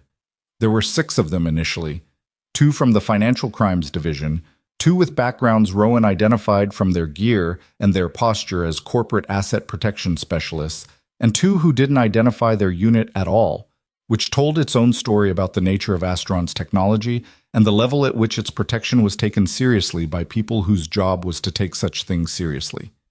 They were followed 20 minutes later by a second wave: forensic technicians, a federal attorney, and a liaison from a regulatory office whose letterhead Rowan saw on a document being carried through the lobby, and recognized as the kind of agency acronym that meant the clean energy patents had already been flagged at a federal interest level. Gideon Strake was escorted from the conference room at 10:22. He walked out without resistance, which was consistent with everything Rowan had observed about him. He was a man who understood when a position was untenable and adjusted his behavior accordingly, which was perhaps the most unsettling thing about him. There was no scene, no raised voice. He said something to the federal attorney beside him that Rowan didn't catch, something brief and probably related to his own legal representation, and then he walked to the elevator with two agents flanking him and the quiet composure of a man who had already begun the next calculation. Halston was less composed. He'd asked for his phone 3 times before being told he could contact counsel once he was in a secure interview room, at which point his posture had changed in ways that suggested he understood, perhaps more viscerally than Gideon, exactly what his exposure was. He was the attorney of record. He was the registered agent for the shell company. His signature was on documents that had been prepared in advance of a coerced transaction. In the hierarchy of accountability that was now being assembled by people with federal authority, Halston's position was not comfortable. The 2 board members who'd been part of the arrangement, a man named Terrence Vole and a woman named Sandra Chu, both of whom had sat through the entire crisis with the particular stillness of people wishing they were somewhere else, were separated and interviewed in different rooms on the floor.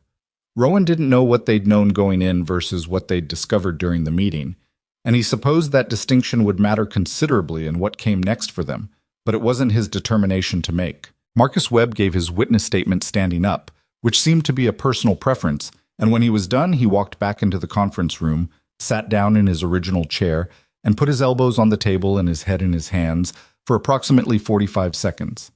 Then he straightened up, smoothed the front of his jacket, and asked one of the younger technicians if there was any coffee available anywhere in the building. There wasn't, as it turned out.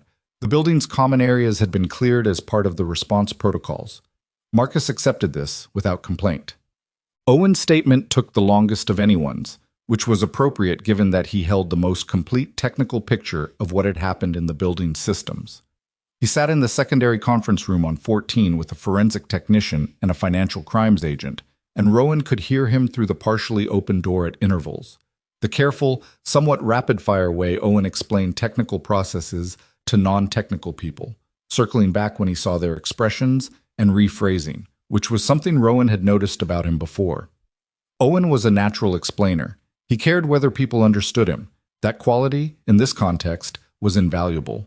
Rowan gave his own statement to a senior agent named Darrow, a woman in her early 50s with short gray hair and reading glasses she put on to review her notes and took off to ask questions, which she did in a manner that was direct without being aggressive. She asked him to start from the beginning, which he did. She stopped him 4 times to clarify technical details about the jammer, the legacy camera circuit, and the specific sequence of his movements through the building. She did not ask him anything about his background, his previous employment, or how he'd recognized what he was looking at. She did ask, near the end, "When Strake showed you the photograph of your daughter, what did you do?" "I called the childcare center and told them to secure the room." "And then?" "I told Strake that the cameras were running." Agent Darrow looked at him over her glasses for a moment. "That's all?" "That's all." She made a note. "You stayed in the room?" "Yes." "With a man who had just implicitly threatened your child." "He hadn't touched her. The best way to keep her safe was to keep the situation from escalating." He paused. "Losing control of myself wouldn't have helped Maisie." Darrow looked at him for another moment. Then she wrote something in her notebook, underlined it, and moved to her next question. At 11:40, Celeste Harrington sat alone in her office for the first time since 7 that morning. Her office was at the south end of the executive floor, glass on 2 sides, a view of the western corridor and the mountains beyond it on clear days, though today a low cloud cover had moved in and the mountains were gone. The room felt unfamiliar in the way that spaces sometimes do after something significant happens in them, or adjacent to them. Not different exactly, but experienced differently, the way a room looks larger and more detailed after you've been frightened in it. She had given her statement. She had answered every question fully and without hesitation, because she had nothing to minimize and no interest in minimizing it. She had spoken to the board members who remained, Marcus, Priya, 2 others, and they had agreed unanimously, verbally, that her authority as CEO was fully intact and that a formal ratification would be scheduled within the week. She had spoken briefly with the federal attorney about the status of the stolen research files and had been told that the digital transfer had been intercepted before the complete dataset was delivered to its intended destination, which was the best news she'd received all day. She had done all of these things in sequence with the focused competence of a person who understood that there was a great deal requiring her attention and who had the capacity to give it. And now, alone for the first time, she was sitting behind her desk and looking at her hands. They were not shaking. They had not shaken at any point during the morning, or if they had, she'd pressed them flat on surfaces before anyone could see. But now, with the door closed and the noise of the investigation proceeding outside it, she was looking at her hands and noticing that they felt slightly wrong, slightly separate from her, the way your body sometimes registers what your mind refused to acknowledge in real time. She had been in a locked room. There had been a man at the end of a table who had spent 9 months planning to take everything she'd built, and he'd had the resources and the preparation and the controlled environment to potentially succeed.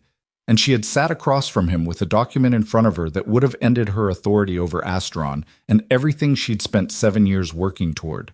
She sat with that for a minute. Just let it be what it was. Then she thought about the moment the door opened. The maintenance uniform. The quiet, slightly unremarkable voice that had said, in the middle of all of it, "I thought that was worth mentioning before anyone put pen to paper."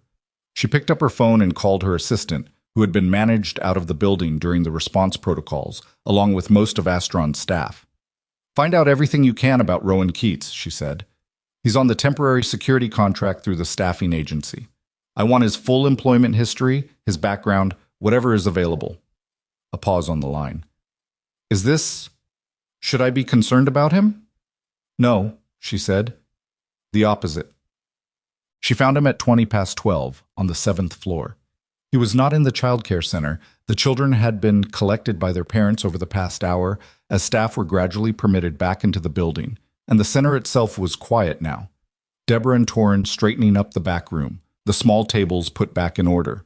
Maisie was still there. Rowan had checked on her twice during the statement process, she'd told Celeste later, appearing at the door each time for approximately 90 seconds before being satisfied and leaving again. Rowan was in the corridor outside the center, sitting on a bench that was there for parents waiting during pickup. He was not on his phone. He was not doing anything in particular. He was just sitting, with the particular quality of stillness that Celeste was beginning to understand was not vacancy. It was rest, the deliberate and disciplined rest of a person who had learned to take it when it was available because they knew it wouldn't always be. He looked up when she came around the corner. He didn't look surprised to see her, which didn't surprise her. "Your daughter is still in there?" she said. "She's helping Deborah reorganize the supply cabinet." He paused. "She reorganizes things when she's working something out. Like her father." He looked at her. "I was mopping hallways." "You were mopping hallways and simultaneously mapping every security anomaly in a 14-floor building." She sat down on the other end of the bench. There was a comfortable distance between them. Not pointed, not artificially maintained, just the natural space of two people who didn't know each other well sitting in a corridor. "You want to tell me about your background, or would you rather I just read the summary my assistant is pulling together?" Rowan was quiet for a moment. "How detailed is the summary going to be?" "Reasonably." He leaned forward slightly, elbows on his knees, hands loosely together. He looked at the middle distance, the corridor wall, the framed children's drawings mounted along it, the slightly crooked one at the end that no one had straightened. "Navy, 12 years, last 8 with the teams."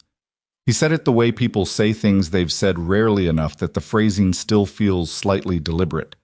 "I left when my wife got sick. She was diagnosed during my last deployment.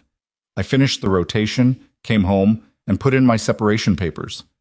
"You left to take care of her." "I left because she was dying and I was on the other side of the world." He said it plainly, without the softening qualifier that most people would have attached to it. "She died 14 months later. Maisie was 4. Celeste looked at the corridor wall. "I'm sorry." "Yeah." He was quiet for a moment. "The transition it took a while to figure out what I was doing. I had some savings. I had a skill set that was useful in security consulting, but consulting meant travel, and Maisie needed consistent, so I took the contract work. It pays less. It's local. It works. It's temporary. Everything's temporary until it isn't." He glanced at her sideways. I wasn't trying to be profound. I meant the contract was 6 weeks and it was running out. She almost smiled. I know what you meant. A door opened down the corridor, not the childcare center, one of the offices, and a technician walked through carrying equipment, nodded at both of them, and continued on. The ordinary business of the investigation, proceeding around them. My assistant is going to find commendations, Celeste said. Service record. Probably. Why didn't you say anything? 6 weeks here and you never mentioned any of it. Rowan looked at the crooked frame drawing at the end of the wall. A child's version of a sun, yellow and orange, slightly lopsided, with rays going different directions. Because it doesn't come up when you're mopping hallways, and because... He stopped, started again more carefully. The things I did in the Navy were done by a version of me that had different priorities. I'm not ashamed of it, but I'm not the person who leads with it. You don't want to be seen that way. I don't want Maisie to be seen as the kid with the special operations father. She's just a kid. She should just be a kid. He said it with a quiet firmness that made it clear it was a decision he'd made and remade many times. The history follows you whether you want it to or not. I just don't advertise it. Celeste considered this. It followed you today. Today was different. Because of me. Because of the situation. He corrected it without sharpness. If it had been anyone in that room, I would have... He stopped. You would have done exactly the same thing. He didn't confirm or deny it, which was, she thought, confirmation. Patad. She'd meant to bring up the professional conversation earlier. She'd rehearsed it briefly while she was walking down the stairs to 7, knowing she wanted to say it clearly and not accidentally make it sound like what it wasn't. Transactional, or worse, patronizing. She'd built a company by understanding people, by reading what they actually needed versus what they said they needed, and she'd been wrong often enough to stay humble about it. But sitting in this corridor, having this conversation, she found that the professional piece felt secondary in a way she hadn't anticipated. My assistant is going to send me a summary, she said again, and it's going to tell me that you're formally underqualified for every senior security position in this building because your recent employment history is contract maintenance work. And that's going to be technically accurate and completely irrelevant. She looked at him.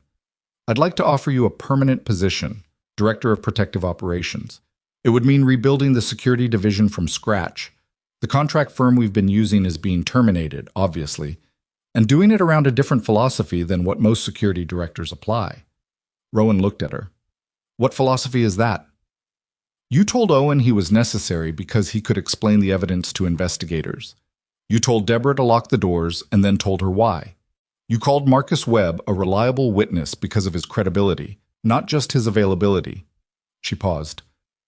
You managed everyone in that building today as if their understanding mattered, not just their compliance. That's unusual. That's just how things work, he said. People do better when they know why. A lot of security professionals would disagree with you. A lot of security professionals spend most of their time managing failures that happened because people didn't understand what they were protecting or why it mattered. She was quiet for a moment. The position comes with a real salary, benefits, the kind of stability that makes school enrollment and pediatric dentist appointments possible without financial math. She said it directly because he was a person who responded to directness and because dancing around it would have been condescending. And one condition that is not negotiable. What condition? Family comes first. If Maisie has a school event, you go. If she's sick, you go home. If something comes up that requires you choose her. I will build the operation structure around that being a given, not an exception. She met his eyes. I mean it. It's not a recruiting line. Rowan was quiet. He looked at the corridor in front of him. He looked at the child care center door, which was slightly ajar, and through the gap they could both hear the faint sounds of reorganization, the shuffle of supply bins, Maisie's voice saying something specific about where the red markers should go, Deborah's response, patient and amused. He said, Can I think about it? Of course. I'd like to talk to Maisie. Celeste nodded. That answer told her more than a yes would have. She stood up. He stood too, the automatic courtesy of someone who'd been raised with it, or trained with it, or both. They were almost the same height. She'd noticed this upstairs without registering it, and registered it now. One thing, he said, before you go. Yes? The offer. I want to be clear that what happened today isn't why I'd consider it. Not, I don't want you to feel like you owe me something. She looked at him steadily. I'm offering you a position because you're the best person I observed under pressure today, and I'd like you to be the person responsible for the safety of everyone in this building. It's a professional assessment. She paused. The fact that you walked into a locked room to help someone you didn't know is also relevant to my professional assessment, but it's not a debt. I don't operate on debt. He held her gaze for a moment, then nodded. Okay. Think about it, she said. Take the time you need. She walked back toward the elevator. She didn't look back, not because she wasn't tempted to, but because she'd said what she meant to say, and anything further would have been something else. Inside the childcare center, Maisie had apparently finished reorganizing the supply cabinet and was now sitting on the floor with a fresh sheet of paper, adding to her map of the building. She'd extended it significantly since the morning. The map now occupied 3 taped-together sheets and included labels for things Celeste hadn't known were on certain floors. Rowan sat down beside her on the floor. You talked to the lady from upstairs, Maisie said, without looking up from the map. How do you know that? I heard her voice in the hallway. He looked at the map. She'd drawn the childcare center in careful detail, with small rectangles for the tables and a notation for the supply cabinet that now read reorganized. She's the CEO of the company. You know what that means? It means she's the boss. Sort of. It means she's responsible for everything that happens here. Maisie considered this while she added a label to one of the upper floors. She sounds like you. Rowan looked at his daughter. How so? She talks like she's already thought about it. Maisie said this with the matter-of-fact certainty of a child who had formed a conclusion and saw no reason to be uncertain about it. Some people talk like they're figuring it out while they're talking. She doesn't. You don't. He sat with that for a moment. She offered me a job. Maisie looked up from the map. She studied him with the particular focused attention she gave to things she was taking seriously. What kind? Security director. For the whole building. It would be permanent, not a contract. Would we still live in the same house? Yes. Would I still go to the same school? Yes. Would you still be able to come to my Saturday drawing class? He thought about what Celeste had said. Family comes first. If Maisie has a school event, you go. He thought about how many times in his work life over the past 3 years he'd had to do arithmetic around Maisie's needs, calculating schedules, arranging backup coverage, asking Deborah or a neighbor to fill gaps with the particular grinding guilt of a parent who knew the gaps existed and couldn't always close them. Yes, he said, that's part of the offer. Maisie looked back at her map. She added a small square to a floor he recognized as 7. Then she said, Is it safe, the job?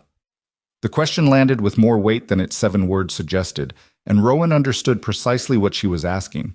Not whether there was physical danger. Maisie had absorbed enough of his history to understand that safety was relative, but whether it was the kind of safe that meant he came home, the kind of safe that meant she didn't have to work out, at 8 years old, contingency plans for what would happen if he didn't. It's a corporate building, he said carefully. Most days it's checking badges and reviewing access logs and making sure the building is running the way it should. He paused. Days like today don't happen often. But when they do, she said, you'd be there. Yes. She picked up a green marker and drew a small, careful star on the 7th floor of her map, in the place she'd labeled as the childcare center. She looked at it for a moment. Then she drew a second star on the 14th floor. Okay, she said. Rowan looked at the 2 stars. He looked at his daughter's face, bent over the paper, the same focused expression she'd had at 7 that morning and presumably for most of the hours in between. And he thought about what it cost a child to be steady, and how much Maisie had learned to be steady, and how much of that learning had come from watching him. He thought she probably deserved something more settled than watching. I'll tell her yes, he said. Maisie nodded. She added a tiny label next to the star on floor 7, us. At 2:15, the building had regained something close to its ordinary shape. The investigative teams were working on the upper floors, contained and organized, the kind of controlled institutional activity that was serious without being chaotic.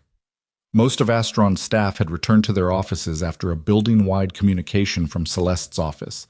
Brief, factual, no unnecessary drama, acknowledging that a security incident had occurred, that it had been resolved, that the company's operations and intellectual assets were secure, and that a fuller communication would follow within 24 hours. Owen was back at his desk on 9. He'd texted Rowan after his statement.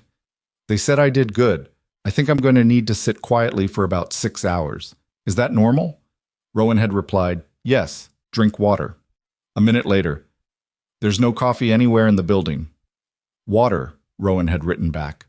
Marcus Webb stopped Rowan in the elevator lobby on the way down and shook his hand without additional commentary, the handshake of a man who understood that some things didn't require words. Rowan appreciated the economy of it. Priya Anand caught him near the lobby and said, "I want you to know that I'm going to recommend a full independent review of the board's composition and governance protocols. What happened today wasn't only Gideon. Some of it was a structure that made it possible for one person to move that far before anyone caught it." "That's a good instinct," Rowan said. "I know." She looked at him with the frank directness of someone who had spent the morning reconstructing her understanding of the meeting she'd thought she was walking into. "What are you going to do next?"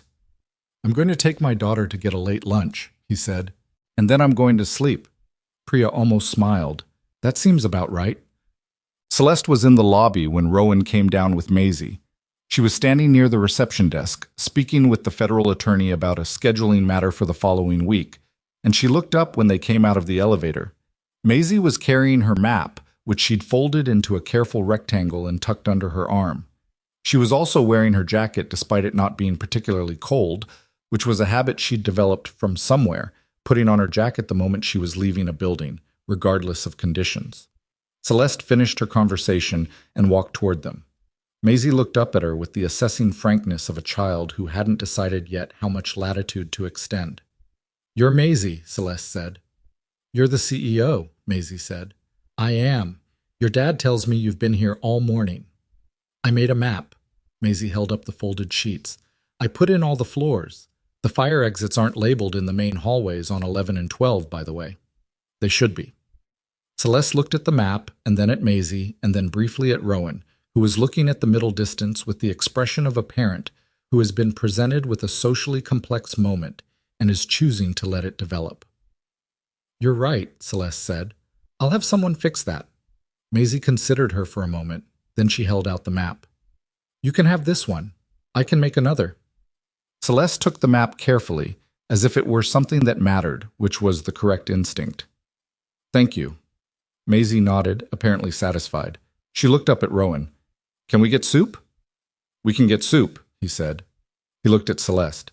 She was looking at the map, Maisie's careful floor-by-floor documentation of a building she'd lived in for a morning, with its labeled bathrooms and supply cabinets and 2 stars on the floors that had mattered most today. "I'll call you tomorrow," he said, "about the position." "Take your time," she said. He nodded.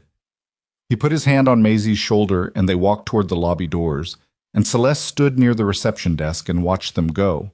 The man in the maintenance uniform that didn't fit him quite right, and the 8-year-old with the confident walk and the jacket she didn't need, and she held the hand-drawn map with both hands and thought about what it took to build a life deliberately. Not perfectly, just deliberately, with care, around the things that mattered most. The lobby doors closed behind them. Outside, the cloud cover had shifted, and in the gap between 2 buildings, the afternoon had gone briefly, unexpectedly bright. This is an entirely fictional cinematic story created for entertainment purposes only. All characters, organizations, events, and locations are wholly invented. The Soup Place. Rowan took Maisie to was 3 blocks from Asteron's building, a narrow storefront with steamed-up windows and 6 tables, the kind of place that had been there long enough that the menu hadn't changed in years, and nobody expected it to. Maisie ordered the chicken noodle. Rowan ordered the same because he was tired enough that making a different decision felt unnecessary. They sat at the table by the window and didn't talk for a while, which was something they were both good at, the specific comfort of shared silence that doesn't require filling. Maisie had her notebook out. She'd transferred a few elements from memory onto a fresh page, rebuilding the map she'd given away, and she worked at it with the focused quiet of a child who processed things by making them concrete. Rowan watched her draw the stairwells, the labeled floors, the small, careful rectangle she drew for the childcare center. "You gave her the original," he said. "She needed it more than me." Maisie said it without looking up. She's in charge of the whole building. She should know where things are. He thought about Celeste standing in the lobby holding the folded sheets with both hands. He thought this was probably not entirely about facility management. "Did you like her?" he said. Maisie considered this with appropriate seriousness. She listened when I told her about the exit signs. Some adults say okay when they don't mean it. She meant it. How do you know? She wrote it down on her phone while I was talking. Maisie finally looked up. That's what you do when you actually mean it. Rowan had nothing to add to that. The soup arrived, they ate, outside the window. The afternoon continued its ordinary operations. Foot traffic, a delivery truck, the low gray sky that hadn't fully decided whether to clear or commit to rain. It was an unremarkable afternoon in every observable way, which Rowan found actively comforting. Unremarkable afternoons were underrated. He'd spent enough of his life in situations where the afternoon was anything but. Maisie finished before him, pushed her bowl aside, and went back to the map. She drew a small star on the 7th floor without explanation, and Rowan understood it was the same star she'd drawn on the original, the label that had read us, which meant she'd given Celeste the map understanding exactly what was on it, which was not something an 8-year-old did accidentally. He looked at his daughter's bent head and thought that she was, in many ways, considerably more deliberate than he gave her credit for. He called Celeste the next morning, as he'd said he would. She answered on the second ring, which told him she'd been working already, which was consistent with everything he'd observed about her. He told her he was accepting the position. She said good, that she'd have a formal offer prepared by end of day, and that she wanted him to start by reviewing the entire security infrastructure before they discussed rebuilding it, because she'd rather know the full scope of what existed before deciding what to replace. He said that was the right approach. She said she knew. There was a brief silence on the line that wasn't quite awkward, more like two people who had said what they meant to say and were deciding whether there was anything else. Maisie's map is on my desk, Celeste said. She'll be pleased. I had the maintenance team go up to 11 and 12 yesterday evening and add the fire exit labels. I sent her a photo. Rowan hadn't known about the photo. He made a note to look at Maisie's tablet later and see the response she'd sent, which he suspected was more detailed than the average 8-year-old's follow-up correspondence. Thank you, he said. She flagged a real gap, Celeste said. It should have been done already. He started the following Monday. The weeks after the incident had the particular texture of aftermath, not dramatic, not resolved in the clean way that stories resolve in the telling, but the actual messy unwinding of something complicated that had real consequences for real people and required real time to process. The federal investigation moved at the pace federal investigations move, which is to say deliberately, thoroughly, and with a great deal of documentation. Gideon Strake was charged with corporate espionage, securities fraud, witness intimidation, and 3 additional counts that Rowan learned about from a news summary. Owen forwarded him with a message that said simply, "They got everything." Halston faced separate charges through his bar association in addition to the federal counts, which included his role as registered agent for Meridian Resource Holdings and his preparation of the coerced governance agreement. The 2 board members who'd been part of the arrangement, Terrence Vole and Sandra Chu, cooperated with investigators in exchange for reduced exposure, which was legally pragmatic and also, in Rowan's private assessment, consistent with how people who'd made a bad choice under pressure often behaved when given an exit route. The digital transfer had been intercepted before the full patent documentation reached its intended recipient. The physical storage device Owen had recovered from the secondary server room contained a complete copy of the transferred files, which became central evidence in establishing what had been taken and what the intended use was. The consortium Gideon had negotiated with, the European and domestic energy firms that were to be the ultimate buyers, declined comment through their respective legal representatives, which was the corporate equivalent of a closed door. The compact man from the elevator, the one who had taken the 2 steps back and left rather than push the confrontation, was identified and interviewed. He'd been contracted through a private security firm that had no disclosed connection to Gideon's organization, which was consistent with the kind of operational distance that suggested Gideon had thought carefully about compartmentalization. He cooperated partially. His cooperation was noted in the record. Priya Anand made good on her statement to Rowan in the lobby. The independent governance review she recommended took 4 months and resulted in structural changes to the board's composition requirements, disclosure protocols, and the mechanisms by which major transactions required multi-party verification. It was dry, procedural work that would never make a headline, and it mattered considerably more than the headline did. Marcus Webb stayed on the board. He never mentioned the morning of the incident to Rowan directly. They ran into each other in the building occasionally, and Marcus would nod with the particular nod of a man who understood that some things had been shared between them that didn't require ongoing acknowledgement. Rowan respected that deeply. Owen got a formal commendation in his personnel file, a fact he mentioned to Rowan with the specific combination of pride and self-consciousness of someone who wasn't sure how much the pride was appropriate. Rowan told him the pride was appropriate. Owen looked genuinely relieved. "I keep thinking," Owen said, about 2 months after, over coffee in the 9th floor break room, "about the 45 minutes I sat there telling myself I was reading it wrong." "You weren't the only one in the building that morning," Rowan said. "I know, but I saw it first. If I'd moved earlier—" "You moved when you were certain. That's not a failure. That's how it's supposed to work." Rowan looked at his coffee. "Acting on half information feels decisive. It's usually just fast. You waited until you were sure, and then you did everything right." Owen turned his coffee cup in his hands. "You didn't wait. I had different information and different training." He paused. "And I'd been watching those 2 guards in the hallway for 20 minutes before I made a single call." Owen was quiet for a moment. "You're trying to make me feel better." "I'm telling you what I actually think." Rowan looked at him. "Both things can be true." Owen nodded slowly. "Yeah, okay." He drank his coffee. "Can I ask you something?" "Go ahead." "When Strake showed you the photograph of Maisie, what was actually going through your head?" The question landed simply, without drama. Owen asked it the way he asked everything, directly, because he actually wanted to know and trusted that Rowan would tell him the truth or decline to answer. Rowan was quiet for a moment. "Everything," he said, "and nothing useful. So I put it aside and did the next thing that needed doing." "That easy?" "That hard," Rowan said. "Not the same thing." Owen absorbed this. Then, "I think that's probably what makes you good at what you do." "Don't tell anyone," Rowan said. "I'm still technically new." Owen laughed, a short, genuine one, and they finished their coffee in the comfortable silence of 2 people who had been through something together and come out the other side, knowing each other a little better than most colleagues ever do. The staffing agency that contracted me had no mechanism to verify the secondary guard's credentials because they weren't vetting for corporate security-specific standards. They were vetting for general security contractor work, different threshold. Which means Gideon's people passed a real vetting process. They passed a process that wasn't designed to catch what they were. Celeste set the document down. She looked at it for a moment, then at him. "You passed that same process." "Yes."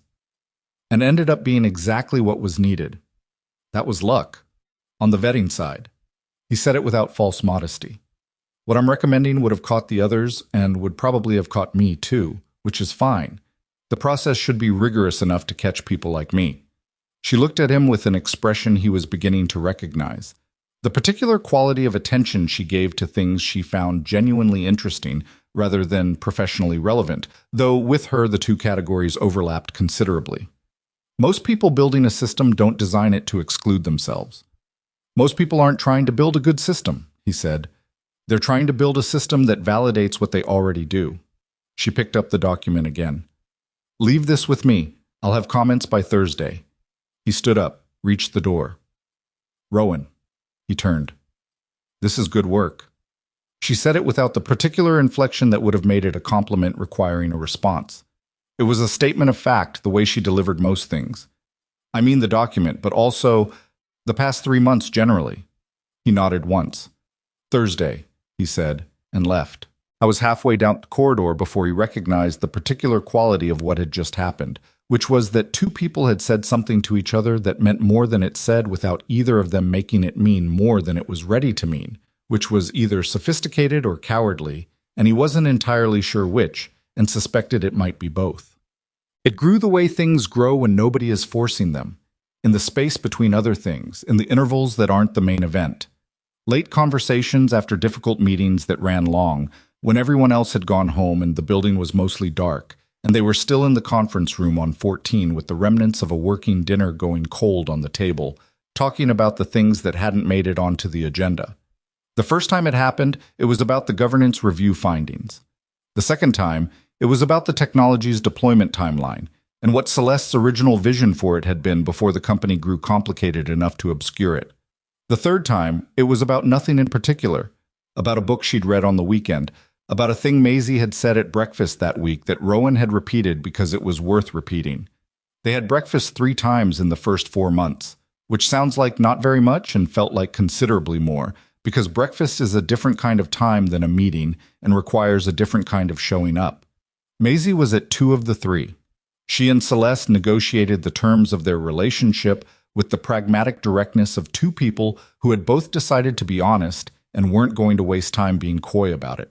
Maisie asked questions that adults generally didn't ask because adults generally considered them presumptuous. Celeste answered them, which Rowan watched with the particular alert attention of a parent watching something unfold that he couldn't predict or control and was choosing to trust. "Do you want kids?" Maisie asked, at the second breakfast, over pancakes, with the same tone she would have used to ask whether someone preferred cats or dogs. Celeste looked at Rowan briefly and then back at Maisie. "I haven't decided yet. My dad says that's an honest answer. He says some people say no when they mean not yet, and some people say yes when they mean maybe, and those are different things." "Your dad is right," Maisie nodded, ate a piece of pancake. "I don't need a new mom," she said, with the careful precision of a child who has thought about a thing and is presenting her conclusion. "I have one. She's just not here," Celeste said very quietly. "I know. But I think different people can be different things," Maisie said. "You don't have to be a mom to be important." The table was quiet for a moment. Rowan was looking at his coffee. He was doing this because if he looked at his daughter right now, his expression would communicate things he wasn't prepared to have communicated at a public breakfast table, and Maisie would notice, because she noticed everything. "That's a wise way to think about it," Celeste said. "I know," Maisie said, and went back to her pancakes, apparently satisfied that the important things had been covered. Rowan thought a lot, in the months following the incident, about what competence actually costs. Not in a self-pitying way. He wasn't built for self-pity and didn't have much patience for it, but in the factual inventory-taking way he applied to most things. He'd spent 12 years developing a specific set of skills in a specific context for specific purposes, and those skills had not left him when he left the Navy. They were part of his architecture. The morning in the locked boardroom had demonstrated, very clearly, that they were still there, still functional, still reliable, still more than adequate to the situation. And he'd spent 3 years since leaving the service trying to be something other than that. Not denying it, not pretending it didn't exist, but actively, deliberately building a life around a different identity. The father. The provider. The man who asked about spelling tests. What he'd understood slowly, over the months at Asteron, was that those identities weren't actually in conflict.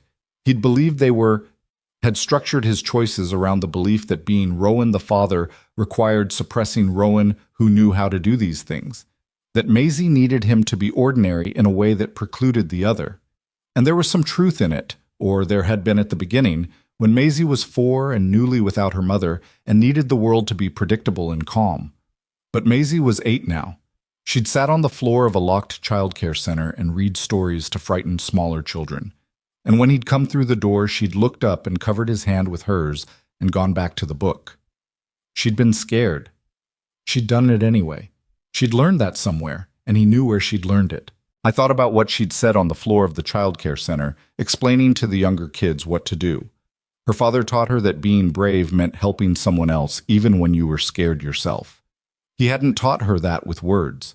He'd taught it by being it, in ways she'd observed and absorbed without him knowing, which meant that the thing he'd been afraid would follow him home and complicate her life had instead quietly become part of who she was, refracted through her own understanding into something she'd made her own. You couldn't fully separate what you were from what you gave your children. They were watching all of it, all the time, and taking what they needed and leaving what didn't fit and building themselves out of it in ways you couldn't plan or predict. He thought about his wife. about the particular way she'd had of telling the truth about things without making the truth feel like a verdict. He missed that quality in her regularly, still, missed being known by someone who held what they knew about you carefully. He didn't talk about her often, but one evening, in the conference room on 14 after another meeting that had run late, when it was just him and Celeste and the city lights had come on outside and the coffee had gone cold, he told Celeste about her. Not the illness, not the end. Those were private in a way that wasn't about secrecy, but about who she'd been, what she'd been like, the specific and irreplaceable texture of her. Celeste listened the way she listened to everything, fully, without filling the pauses with her own words, without the reflexive reassurances that people offer because they're uncomfortable with grief rather than because they help. When he finished, she said, "She sounds like someone who would have been good at a lot of things." "She was," he said. "She was better than me at most of them." That's a good thing to be able to say about someone. "Yeah," he said, "it is." They sat with it for a while. The city moved outside the glass. Inside, the room was quiet and warm in the way that shared space becomes warm when two people are both comfortable enough to stop performing and just be where they are. It wasn't a romantic moment exactly. Or it was, but not in the way that romance is usually performed. It was quieter than that, more honest than that. It was two people who were both carrying significant things sitting in the same room and not pretending otherwise, which is, in the end, how the most durable versions of closeness actually begin. They didn't make it official for another 4 months, and when they did, it was because Maisie asked, with characteristic directness, whether Celeste was going to start coming to the Saturday drawing class, because if she was, Maisie needed to know in advance so she could prepare the teacher. Rowan and Celeste looked at each other across the kitchen table in his house. She'd been there for dinner twice that week, which Maisie had noted and approved of, and the look contained an entire conversation that neither of them had to say aloud, about timing and care and the difference between moving slowly because you're afraid and moving deliberately because you're serious. "I'd like to come," Celeste said to Maisie, "if that's okay." "I'll tell Mrs. Patara there will be 3, Maisie said, and went back to her homework. Gideon Strake was convicted 11 months after the incident. The verdict on the primary counts was not surprising. The evidence was extensive, the forensic trail was documented and witnessed and legally airtight, and Owen's testimony about the digital forensics had been, by all accounts, exceptionally clear. The sentencing came 3 months later. Rowan read the news summary on his phone during a lunch break, and then put his phone away and went back to reviewing the updated access protocol documentation his team had submitted that morning. He didn't feel, as he'd half expected to feel, any particular satisfaction. Not because he was indifferent to justice, he wasn't, but because what mattered about that morning had never really been about Gideon. It had been about a room with a locked door and a woman inside it who was alone when she shouldn't have been, and a building full of people who needed someone to be paying attention. Gideon was an outcome of what happened. He wasn't the point of it. The point of it was something smaller and less dramatic and considerably more important.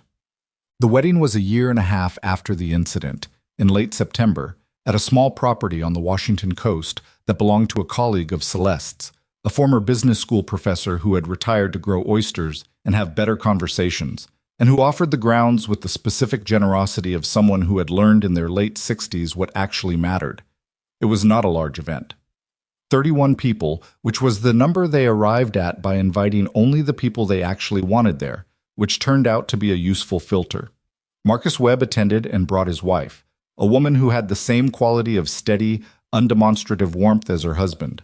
Owen came and wore a suit he'd clearly bought specifically for the occasion and stood next to Rowan's side of the event with the expression of someone who was genuinely happy for a person they genuinely liked.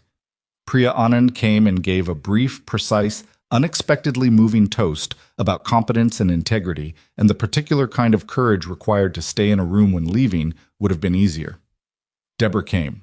Rowan had asked her specifically, and she'd cried when he told her about the engagement, and denied it, and brought a truly excellent casserole to the celebration dinner the night before. The ceremony was brief because both of them preferred substance to production. The officiant was a civil celebrant who had been recommended by someone and turned out to be quietly excellent. She asked them, during the planning meeting, what they actually wanted to say to each other, and listened to the answers and built the ceremony around those answers rather than around a template. Rowan had written what he wanted to say on a piece of paper during a Tuesday evening 2 weeks before, sitting at the kitchen table after Maisie was in bed. He'd written it the way he wrote everything, directly, without ornament, saying the thing he actually meant. He told Celeste that he hadn't expected any of this, that the life he'd been building before that morning in the building had been a good life, a deliberate one, a life he'd constructed carefully around what Maisie needed and what he could provide. And then a door had opened, and he'd walked through it for reasons that had nothing to do with her, and everything after that had happened the way things happen when you stop trying to manage the outcome and start paying attention to what's actually in front of you. He told her that he wasn't a person who believed in easy things, and that she wasn't either, and that this, the two of them, the three of them, was not easy and was not simple and was exactly what he wanted. Celeste's vows were shorter, which was consistent with her. She said she'd spent a decade building a company by trusting her own judgment and being suspicious of anything that came too easily. She said she'd been wrong about what that meant. She said the things worth having weren't the things that came easily, but they also weren't the things that were hard for their own sake. They were the things that were worth the difficulty, specifically because of what they were. And she knew what this was. Maisie stood beside them through the ceremony. She'd chosen her dress herself, a specific shade of green she'd described as the color of things that are about to grow. And she held a small bunch of flowers she'd picked from the garden that morning with the careful seriousness of someone performing an important function. When the ceremony ended and people began to move toward the tables set up on the grass, Maisie took Celeste's hand on one side and Rowan's on the other, the way she sometimes did when crossing a street, practical and matter-of-fact, and the three of them walked across the grass toward the coast in the late afternoon light, and the ocean was doing what oceans do regardless of what happens on the shore, and none of them said anything for a few minutes, because there wasn't anything to say that the moment wasn't already saying. Well, there is something that people who have been through hard things understand that is difficult to explain to people who haven't. It's not that suffering improves you. It doesn't. Not automatically, not without the particular and unglamorous effort of deciding what to do with it. It's that hard things clarify. They reduce the unnecessary. They make it harder to pretend about what you value and easier to see what you actually do. Rowan Keats had lost his wife, had watched his daughter learn, at 4 years old, that the people you love can simply not be there anymore, had rebuilt his life around her, imperfectly, with the tools available to him, making choices that were sometimes right and sometimes wrong, and mostly the best he could do with what he had. He hadn't done it heroically. He'd done it because it needed doing, because Maisie needed it, because there was no one else. That's what most of the real work looks like. Not the locked boardroom morning, not the moment of decision, not the part that gets acknowledged, the part that happens afterward, and the day after that, and the ordinary Tuesday when nothing dramatic is occurring and you still have to show up and be the person your life requires you to be. What Rowan learned, slowly, in the months and years after, was that the man he'd been and the man he was trying to become were not as separate as he'd believed. The training, the discipline, the capacity to stay still when stillness was the hardest thing, those weren't left behind when he left the Navy. They'd come home with him and become, without his fully realizing it, the foundation on which he built everything else. The patience to let Maisie work things out in her own time. The ability to assess a situation before acting on it. The understanding that some things require you to stay in the room even when every instinct says leave. And Celeste, who had spent a decade learning to trust herself in rooms full of people who wanted to take what she'd built. She learned, in the years after the incident, that strength isn't the same as isolation. That asking for something is not the same as conceding it. That the people who stay in locked rooms for you, who walk in when others walk away, who hold things together not because someone is watching, but because it's right, those people are rare, and knowing what to do when you find one is a different kind of intelligence than the kind that builds companies.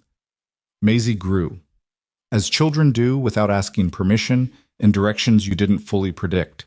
She remained systematic about buildings, about exits, about knowing where things were and why they mattered. She remained direct.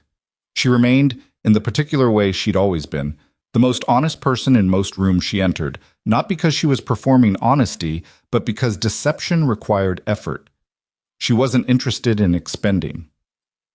At 9, she started a notebook about buildings she liked. At 10, she was designing them, in the rough, preliminary way of someone who hasn't yet learned the technical vocabulary, but has the instincts that the vocabulary eventually serves. At 12, when a teacher asked her why she was interested in architecture, she said, "Because buildings are responsible for people. They either keep people safe or they don't. That's the most important thing a thing can do." The teacher wrote it in her own notes. Rowan heard about it secondhand and didn't say anything about it, because some things you hold quietly in the part of yourself that knows what it's seen. On a Saturday morning, about 3 years after the incident, he sat in the back of a drawing class at a community arts center and watched Celeste and Maisie argue amiably about whether a particular shade of blue was right for the water in the painting Maisie was working on.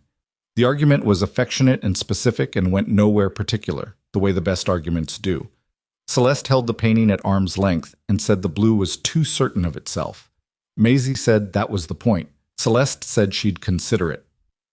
Rowan drank bad coffee from a paper cup and watched his family disagree about color theory on a Saturday morning, and thought that this specifically, this unremarkably, was the thing he'd been working toward without knowing it. Not safety, exactly, though safety was part of it. Not the absence of difficulty, because difficulty would come. It always did. But this, the ordinary Saturday. The argument about blue. The way Maisie gestured with her brush when she was making a point. The way Celeste leaned in to look more closely at something she was genuinely reconsidering. The fact that he got to be in the room for it. He'd walked into a locked boardroom once to help a stranger, and he hadn't done it because he was brave, or because his training kicked in, or because he was constitutionally incapable of walking past something that needed addressing.